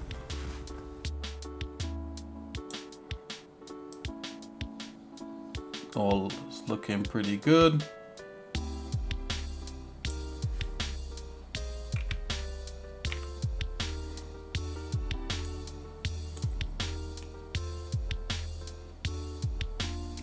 Go ahead here, uniform space. Just gonna go stop right about there. Let's come back in here with the cutoff tool. We'll come like right about here. Just gonna snip that. Yep. Looking okay. Let's merge all these together. But before we do that, let's continue playing with this a little bit. I'm gonna duplicate this guy here again. Okay, and then after that, I'm gonna. Where's my cursor? Scale him down. Let's just move him out. Oh, not as yet. Yeah, but it's totally cool though. I like the whole premise of it. Like because you know when I was doing the potato, it like I could see yesterday. I could see, you know, like all the maps you try to make using Photoshop and you know, Photoshop and the Gimp and all that materialize, look like it'll just give you the tools to just create those exact maps rather than, you know, tricks. So that, you know, I definitely will be checking that out soon for sure.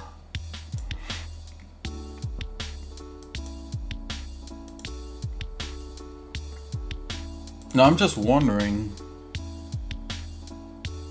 Oh, you just use it for the wood just now? It's super fast. Oh no, did you try that on wine? Does it work on wine and everything?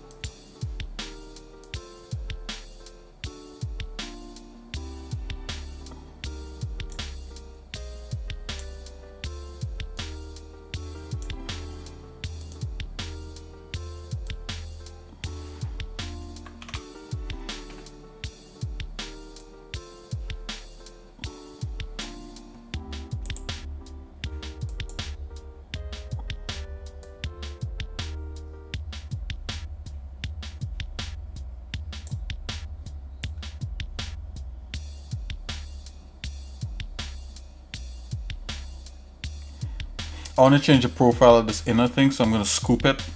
I'll show you guys what I mean in a minute here. I think, isn't there isolate?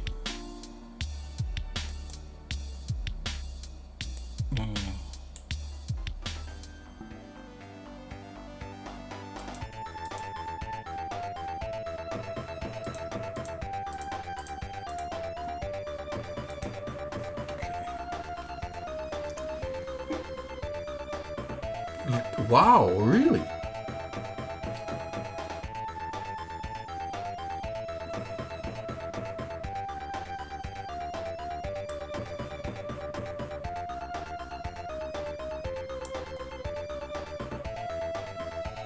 You do, yeah, really don't know all the side sliders do, but it works.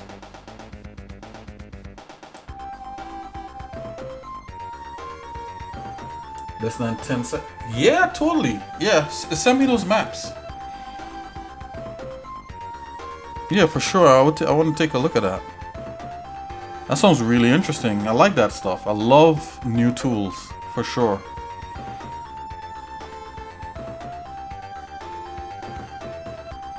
Okay, I'm gonna use a cutoff tool on this here again.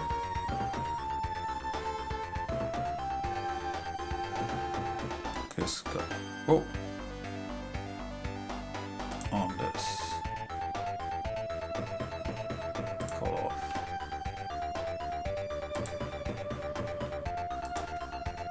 Come here like so. Come here like so. Come here like so. Come there like so.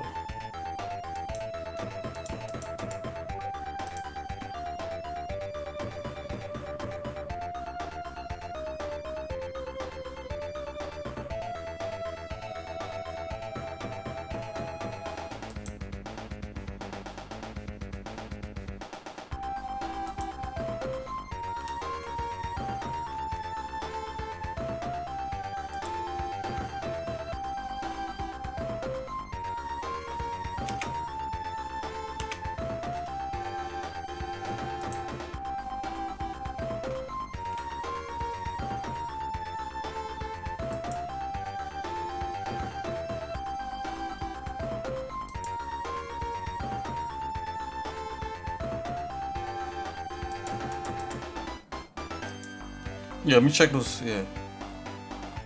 Let me check those.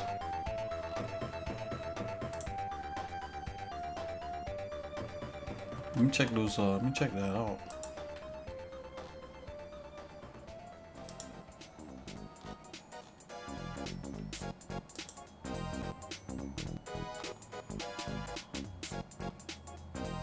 Wow, really? It's like blam, and it's just like, wow, that's really good. What? That's what's up.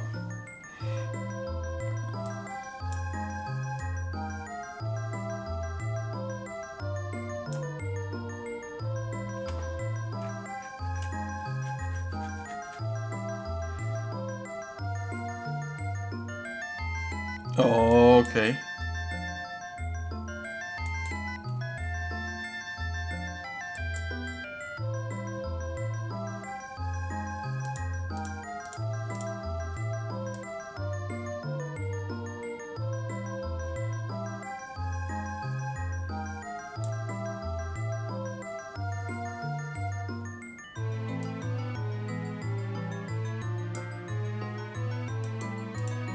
That's really impressive, to be honest.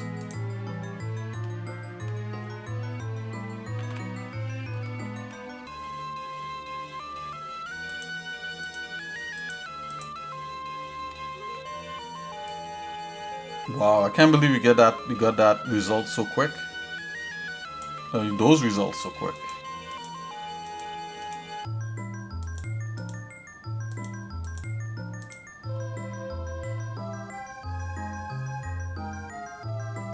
You know, and I like that because it sounds like a really focused tool for that specific thing, which makes you know, makes it not like you have to learn like a whole texturing program to get that, you know. So that's top notch.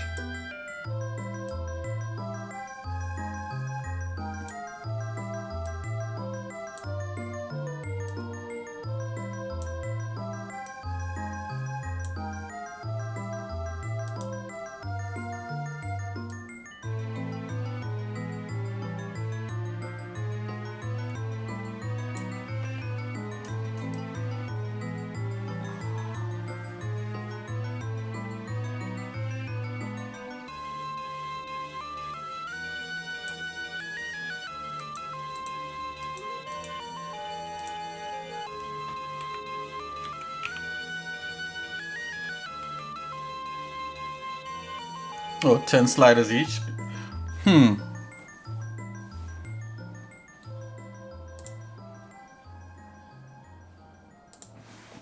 So they're probably something is probably like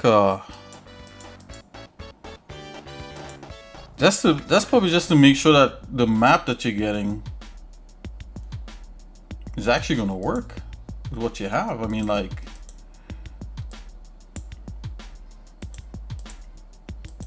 you make sure, like, you know, like, because if you just do it like with a filter, the filter doesn't know what areas you want, like what, you know, like the blacks you might necessarily want the black part of an, or the like the colored part of an image, like something that's richer in color.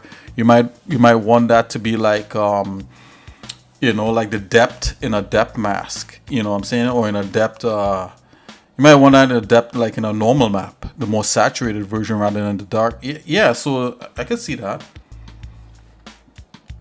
You know, they'll probably give you every possible option so you can get what you need.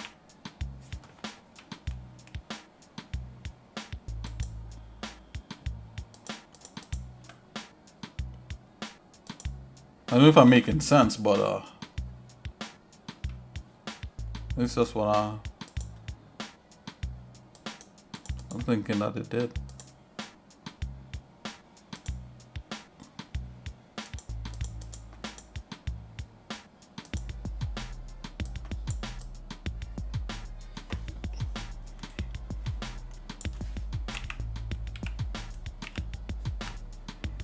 I'm going to slice this guy on the side here.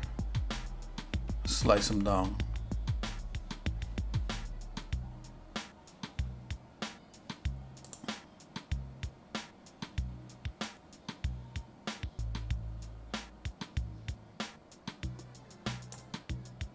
like so.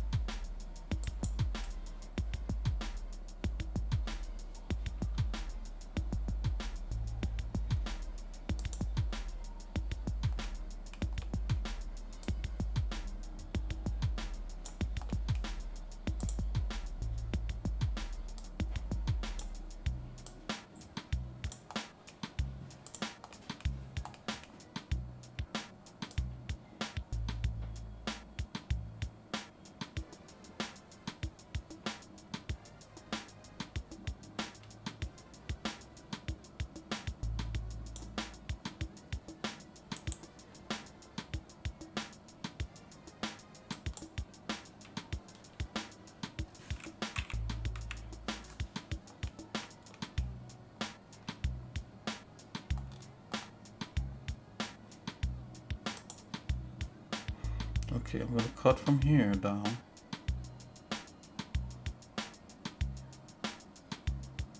Let's cut that, like so.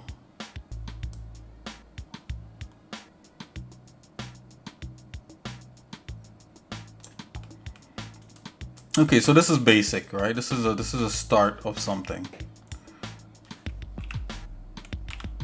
I'm going to merge all these now.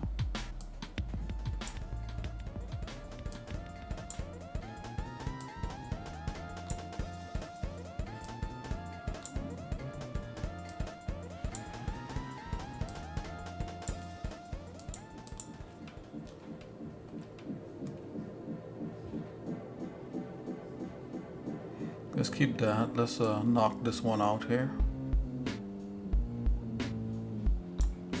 Oh, oh, wait a minute. We didn't merge it as yet. Let's just make sure we got everything correct. I'm gonna zoom out a bit. Oh, good thing we didn't merge it. This needs to connect. So let's go ahead and do that.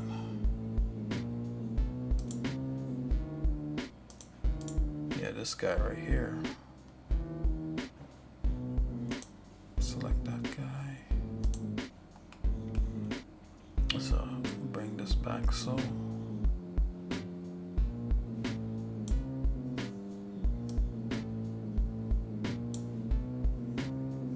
Let's go ahead.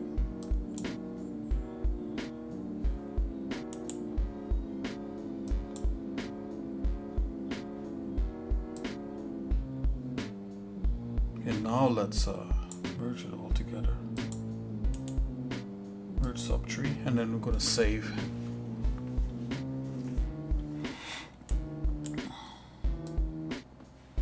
This is probably going to have to be squeezed a little bit. Just go center mass. Let's bring that guy in a bit. I'm just trying to kind of replicate a little bit what's going on here. All I should view it in perspective mode and not in isometric. But whatever we do, it's just got to be better than what's going on here. There's more of a slant here with this, and you know, I kind of like that. It's all good. There's different ways to achieve that. Okay, let's start knocking out some of these little tabs on top here real quick.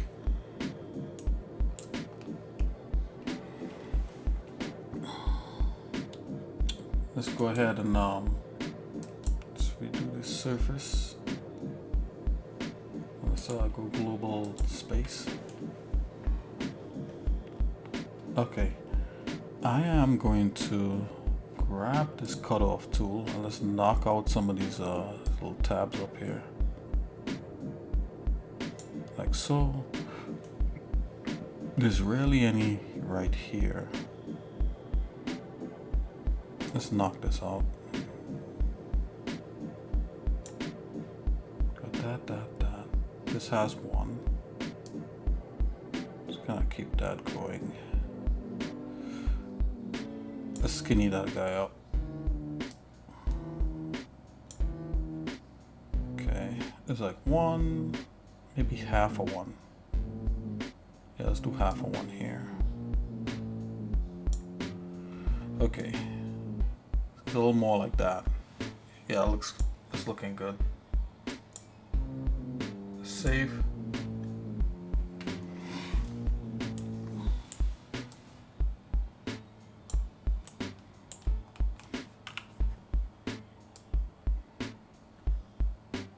Okay, let's bring in these extra pieces.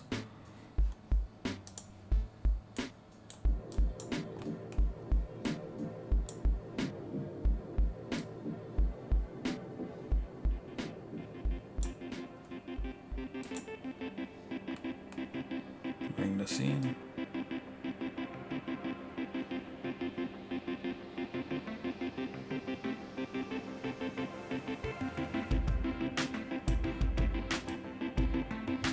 Again, more could be done, but I don't want to overdo it. Just gonna continue work our way to some kind of point in here. Right, we have a flap going on there. We got like this extra gray piece there that's going on. This part here needs to duck back a bit. That's not a big deal.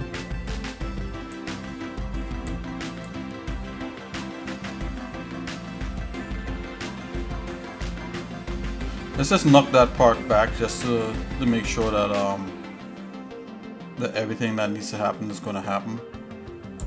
Okay, so I'm gonna just make a cube. I'm just gonna try to do that as simply as we can.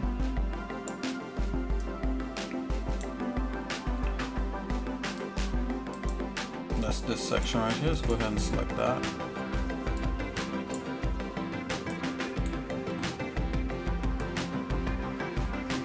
Something like so. Just keep it simple. I'm just gonna make a thing that goes through like this. Right? And it's not as thick up there, right? It's like that. Right? And it's angled also. It's actually angled off of this edge. So I'm gonna come in here. Let's just look. Whoa, whoa, whoa. Okay, and then I'm gonna put that there, and let's move the. No, we can't move the gizmo as of yet because it's not an actual object. So yeah, that's unfortunate. Let's see, new primitive trace mode. Okay, I'm just gonna have to kind of eyeball them, something like that. In order to get in the same kind of rotation as this part here.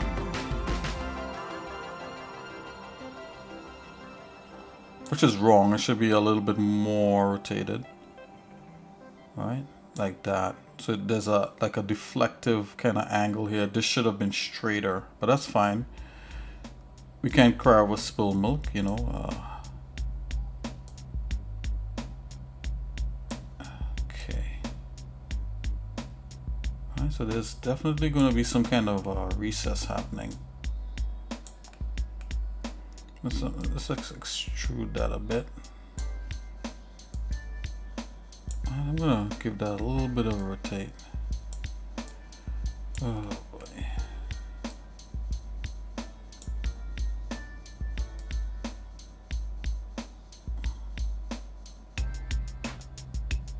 Do something like that.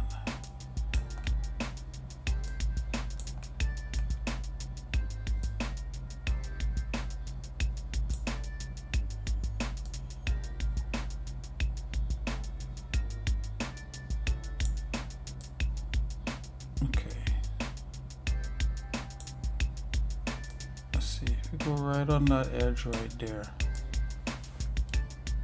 Right. I think I need to do a little bit of a rotation this way to kind of even out that edge.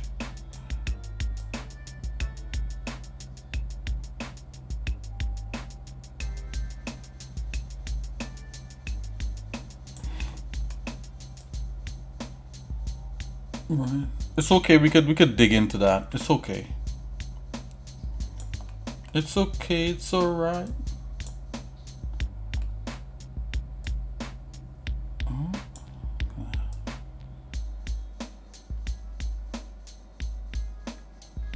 Alright, let's just go ahead and just subtract and see what happens. Yeah, it's a little bit of that. We need to go up a little bit higher. Okay, it's a little bit more of a tilt that way. And let's back up. Let's move up. Just see.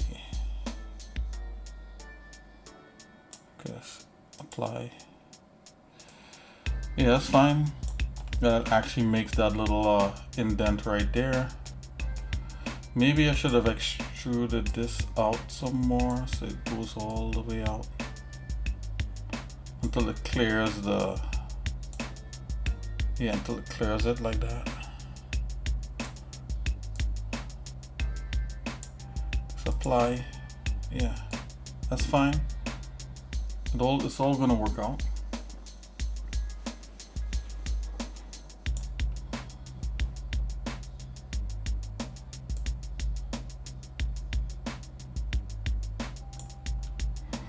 Reset axis. There you go. You use the same thing. You'll come in here. Let's kind of wedgie this guy out. See what we could do.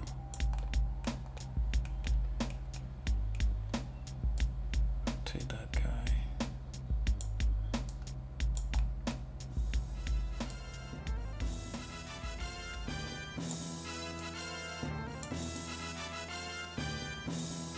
I kind of was liking what was happening here with that rotation, but I think like maybe it's better off if I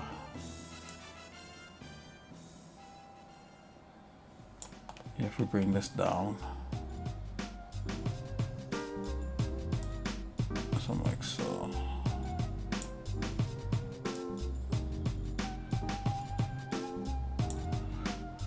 Let's take a look at what's going on here. Okay, let's just see. I'm just gonna go ahead and subtract that. Okay, that made a clip there like so. I'm gonna go back on this guy and apply subtract to that. Okay, so essentially what I'm trying to do is line this back up. So let's do a little bit of a rotate this way. Scale.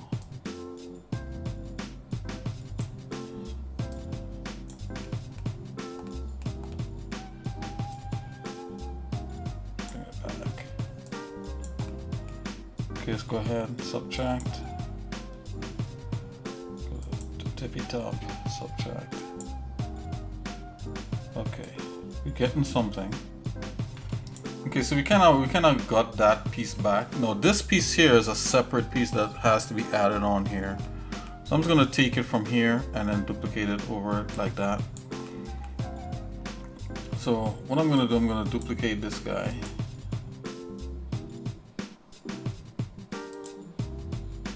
Be separate. Go to the top. Hide this guy. Just have that guy. It's gonna start deleting away chunks.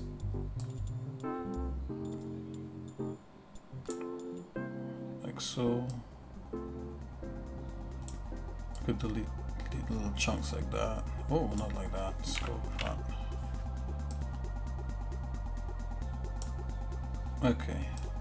Okay, so we got a nice piece there. Let's do a little bit more. Let's delete some more chunks out of this.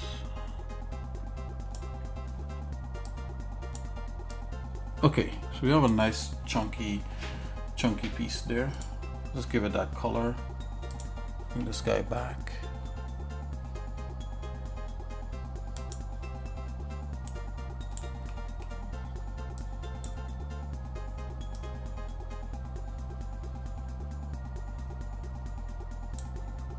Okay, so obviously this guy is gonna offset like so.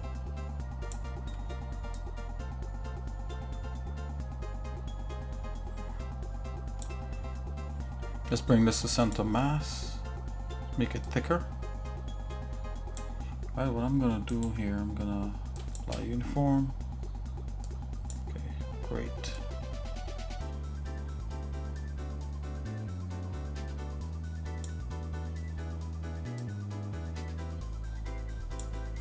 Let's bring him down a bit.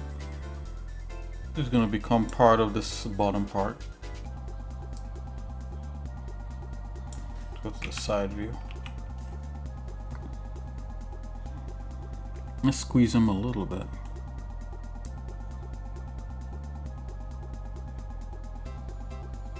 Yes, a little bit of that. Let's bring him back down. Let's bring him up a little bit.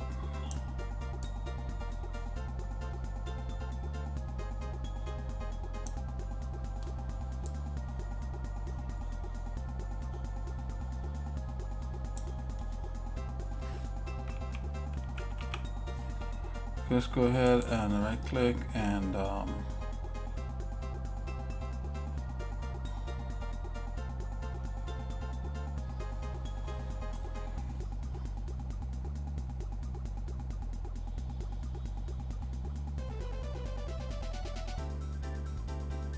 do uniform space. Let's zoom in here.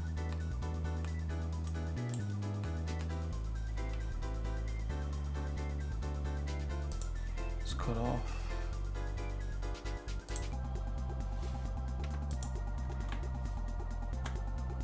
Okay, I got a little bit of an angle here. I'm gonna take that. Alright, just to kind of differentiate that a bit. And let's just take a chunk out of here. I'm gonna stop like right on the edge right here.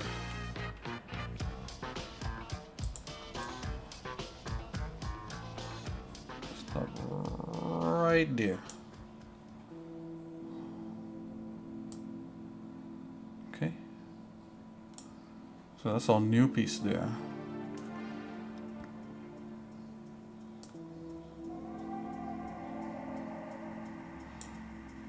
Right, I want this to be part of this bottom piece right here.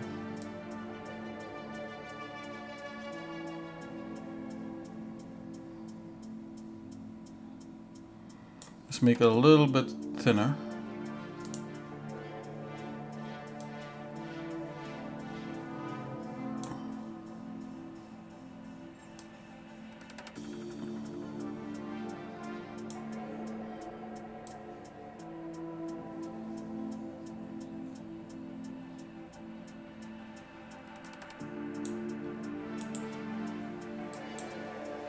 Okay, so now I'm going to merge it with that part there.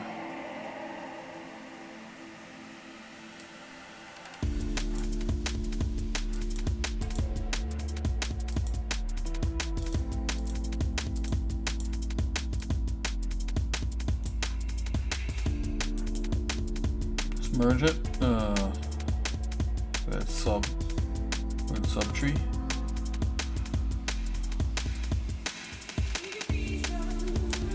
Go here, uniform space. I'm gonna go ahead and save. Okay guys, so I'm gonna call that a stream. We're about to approach 4 hours here. I'm going to look at some of the. Okay, we just hit 4 hours, and I am going to look at some of the, you know, the other resources and stuff. We're gonna look at some of that stuff. I'm gonna post any good resources I find in some of my older links on the Discord. So if you're watching me and you're lurking, you don't have to interact with me, you know. If you normally like to lurk and check my videos out after, and you want to have access to that stuff, just join the Discord and you'll have full access to what that stuff is. Actually, you know what, hold on, before we merge that, I should have been. Okay, now that I'm watching it,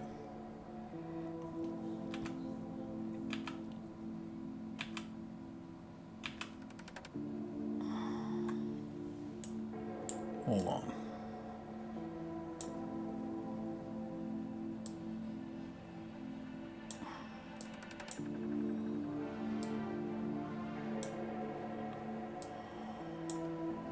Yeah, guys, so make sure and as I said, join the Discord so that you could have you could check some of the stuff out after. And the most of the people on the Discord is pretty awesome. I must say so. Well, all of it, almost everybody on there is kind of cool. We're talking about people who, they like producing music, stuff like that.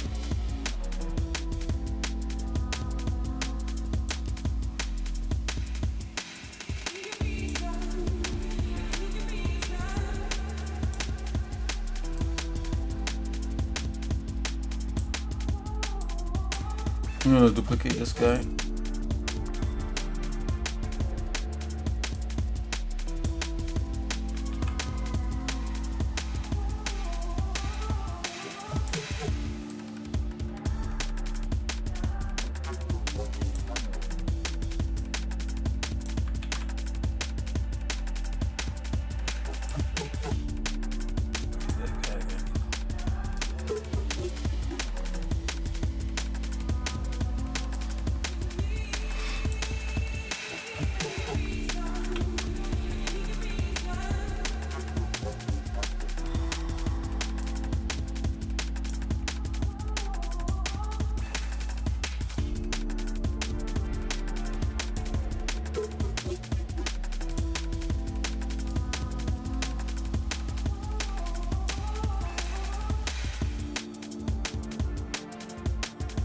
All right.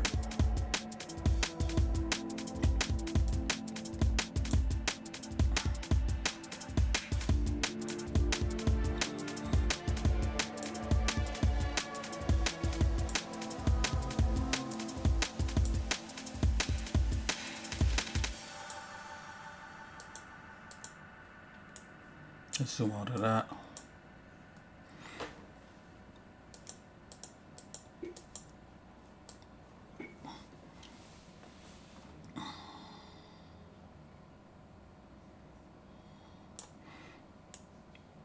And there's a taper to it, right?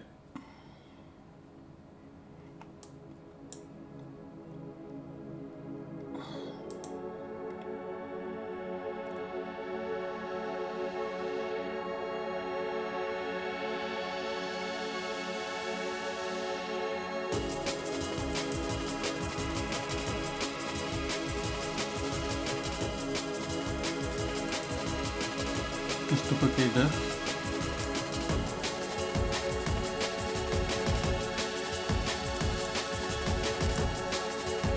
Move on the gizmo.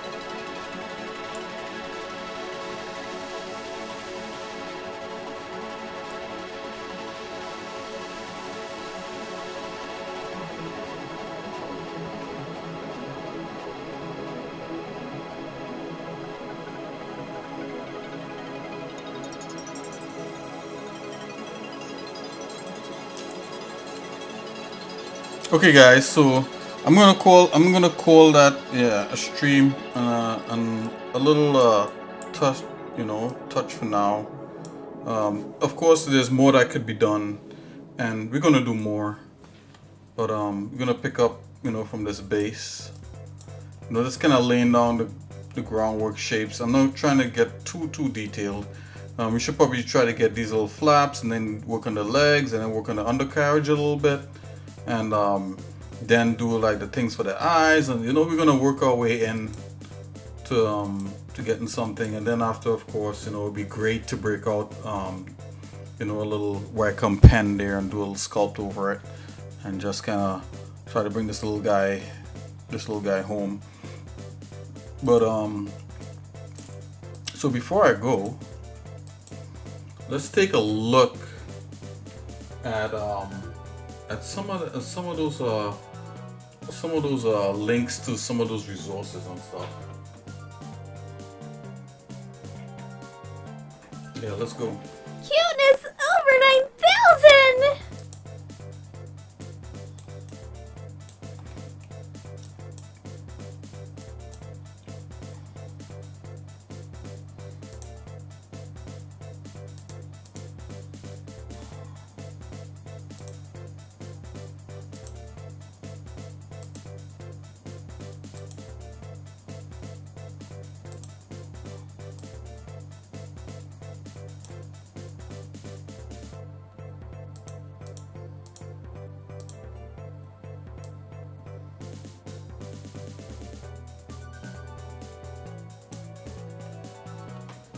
Alright, guys, I'd like to hit this a little bit of a render.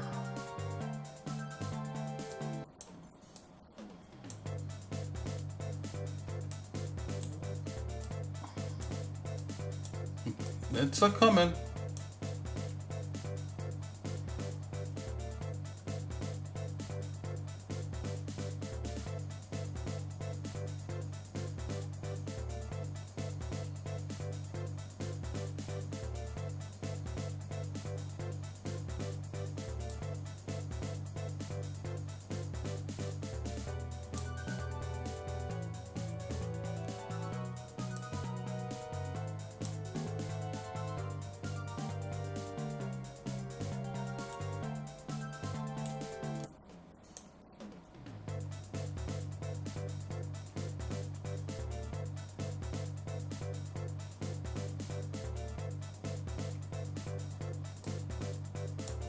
Taking a bigger look at this guy.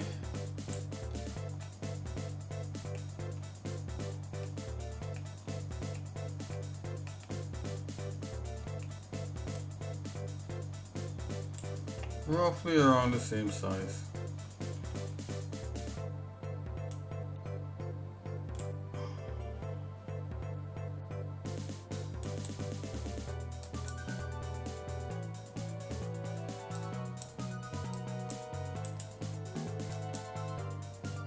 Okay, guys, so let's go take a look at some of that, go back into the sculpt room here. Let's go take a look at that, some of those resources.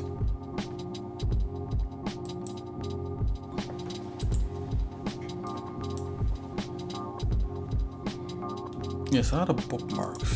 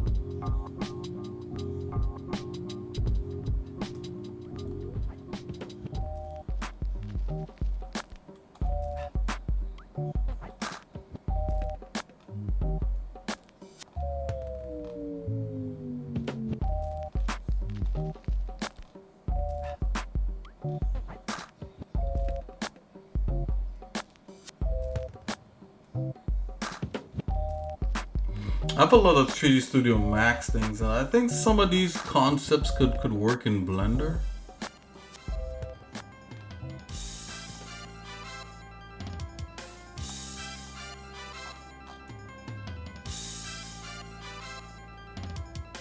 Okay, there's one resource though. Let's check this one resource.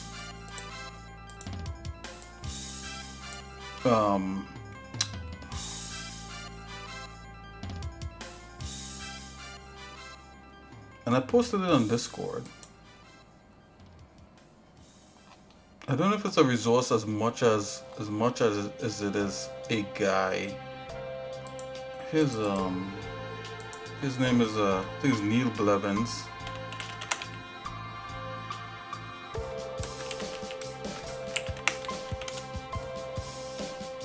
Let's check out some of Neil Blevins.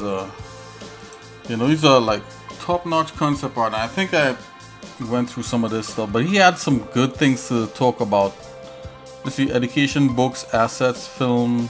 So let's go education.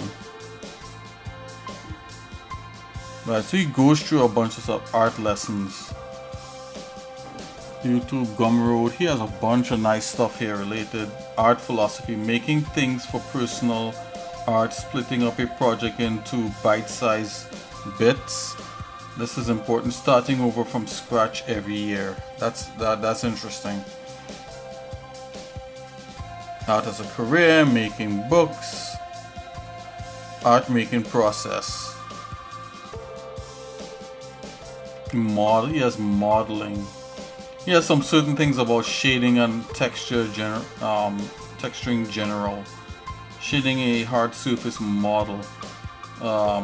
How do I shade texture stuff? Shading workflow overview. Let's take a look at that. He had some stuff in there that really stuck out to me, like things that people wouldn't think about. Things like using a normal map and running, not really a normal, using your bump map, your bump shader, or even your normal shader to get some variation in glass and metal. Like no metal is like perfectly straight all the time. Pattern theory, shader theory, reflections and highlights. Let's go in here. You see he has like 3D Studio Max thing here. You look at the reflection highlight, it's almost anisotropic here. So he goes into things like the real world highlight, not quite round, more oval, but not too far from the standard blend highlight. It's very interesting. And the highlight is basically a reflection of whatever light is lighting the surface. Right, we get closer and we see the highlight isn't an oval shape but a reflection. Stuff like that.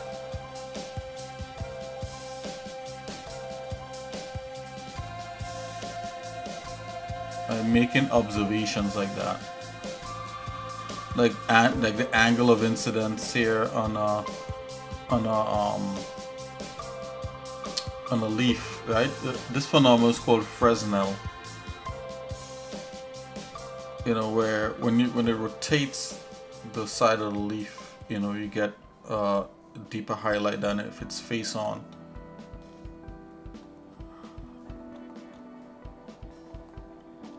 You even get it on cardboard boxes and different things. It goes into making shaders in 3D Studio Max.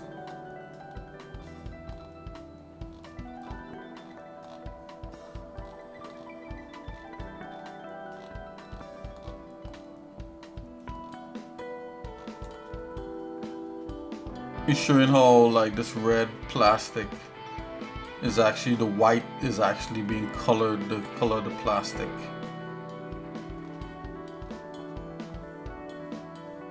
And a scratched surface where it looks rougher, it's more dull and it's more, the highlight is more towards where the material is.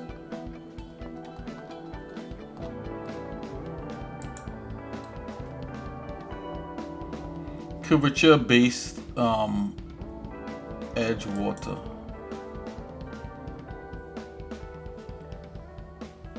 edgeware. Sorry, my bad. Edgewater. That's funny.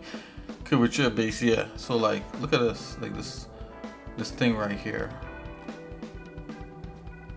Cavity, flat, convex.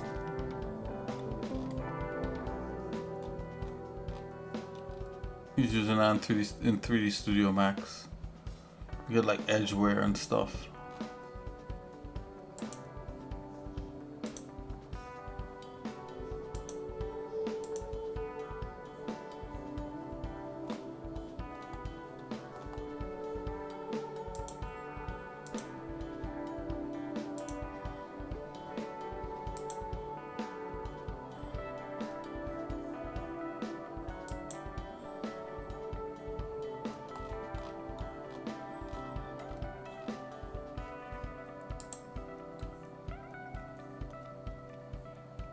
Details and test scenes. Yeah, work.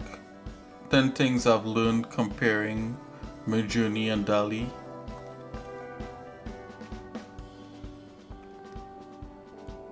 Yeah, this is one of his bigger ones. Areas of visual detail, areas of visual rest.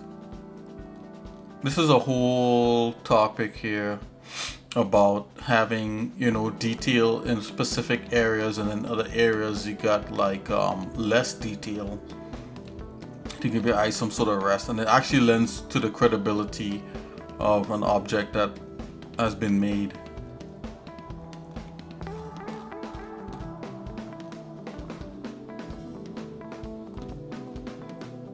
I think he's making texturing some other things in here.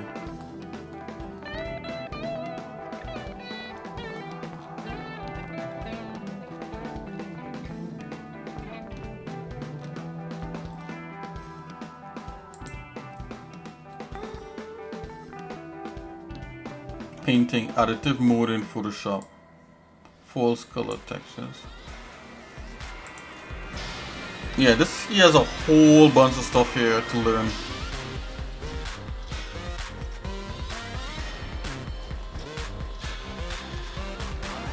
Yeah, it's like when you read some of this stuff, it's just really good. It helped me hone in on getting things to look certain kinds of realistic and that kind of thing. Color sketch.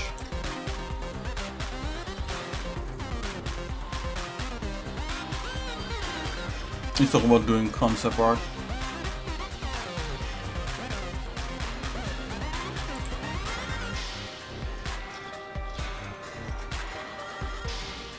Layering materials. Let's take a look at this. Showing how to layer materials in 3D Studio Max. I'll bring this a little more front and center.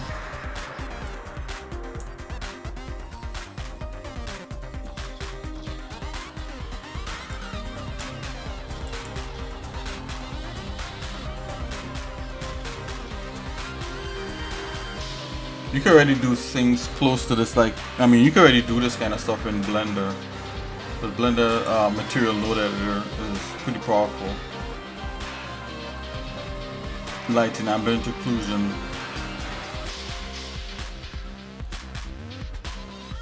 It's kind of explaining what ambient occlusion really is, what it, you know, what it's really meant to do. Photo bashing. It's pretty interesting. We could almost do a whole episode where we just do photo bashing, grabbing photos and making all kinds of concepts out of that.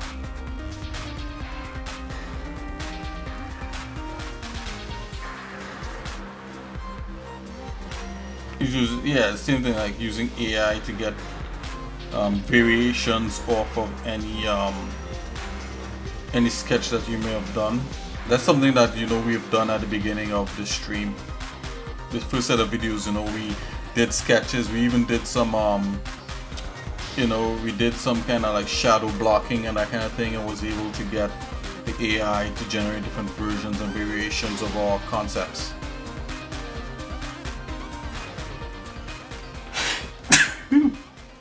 Excuse me, guys.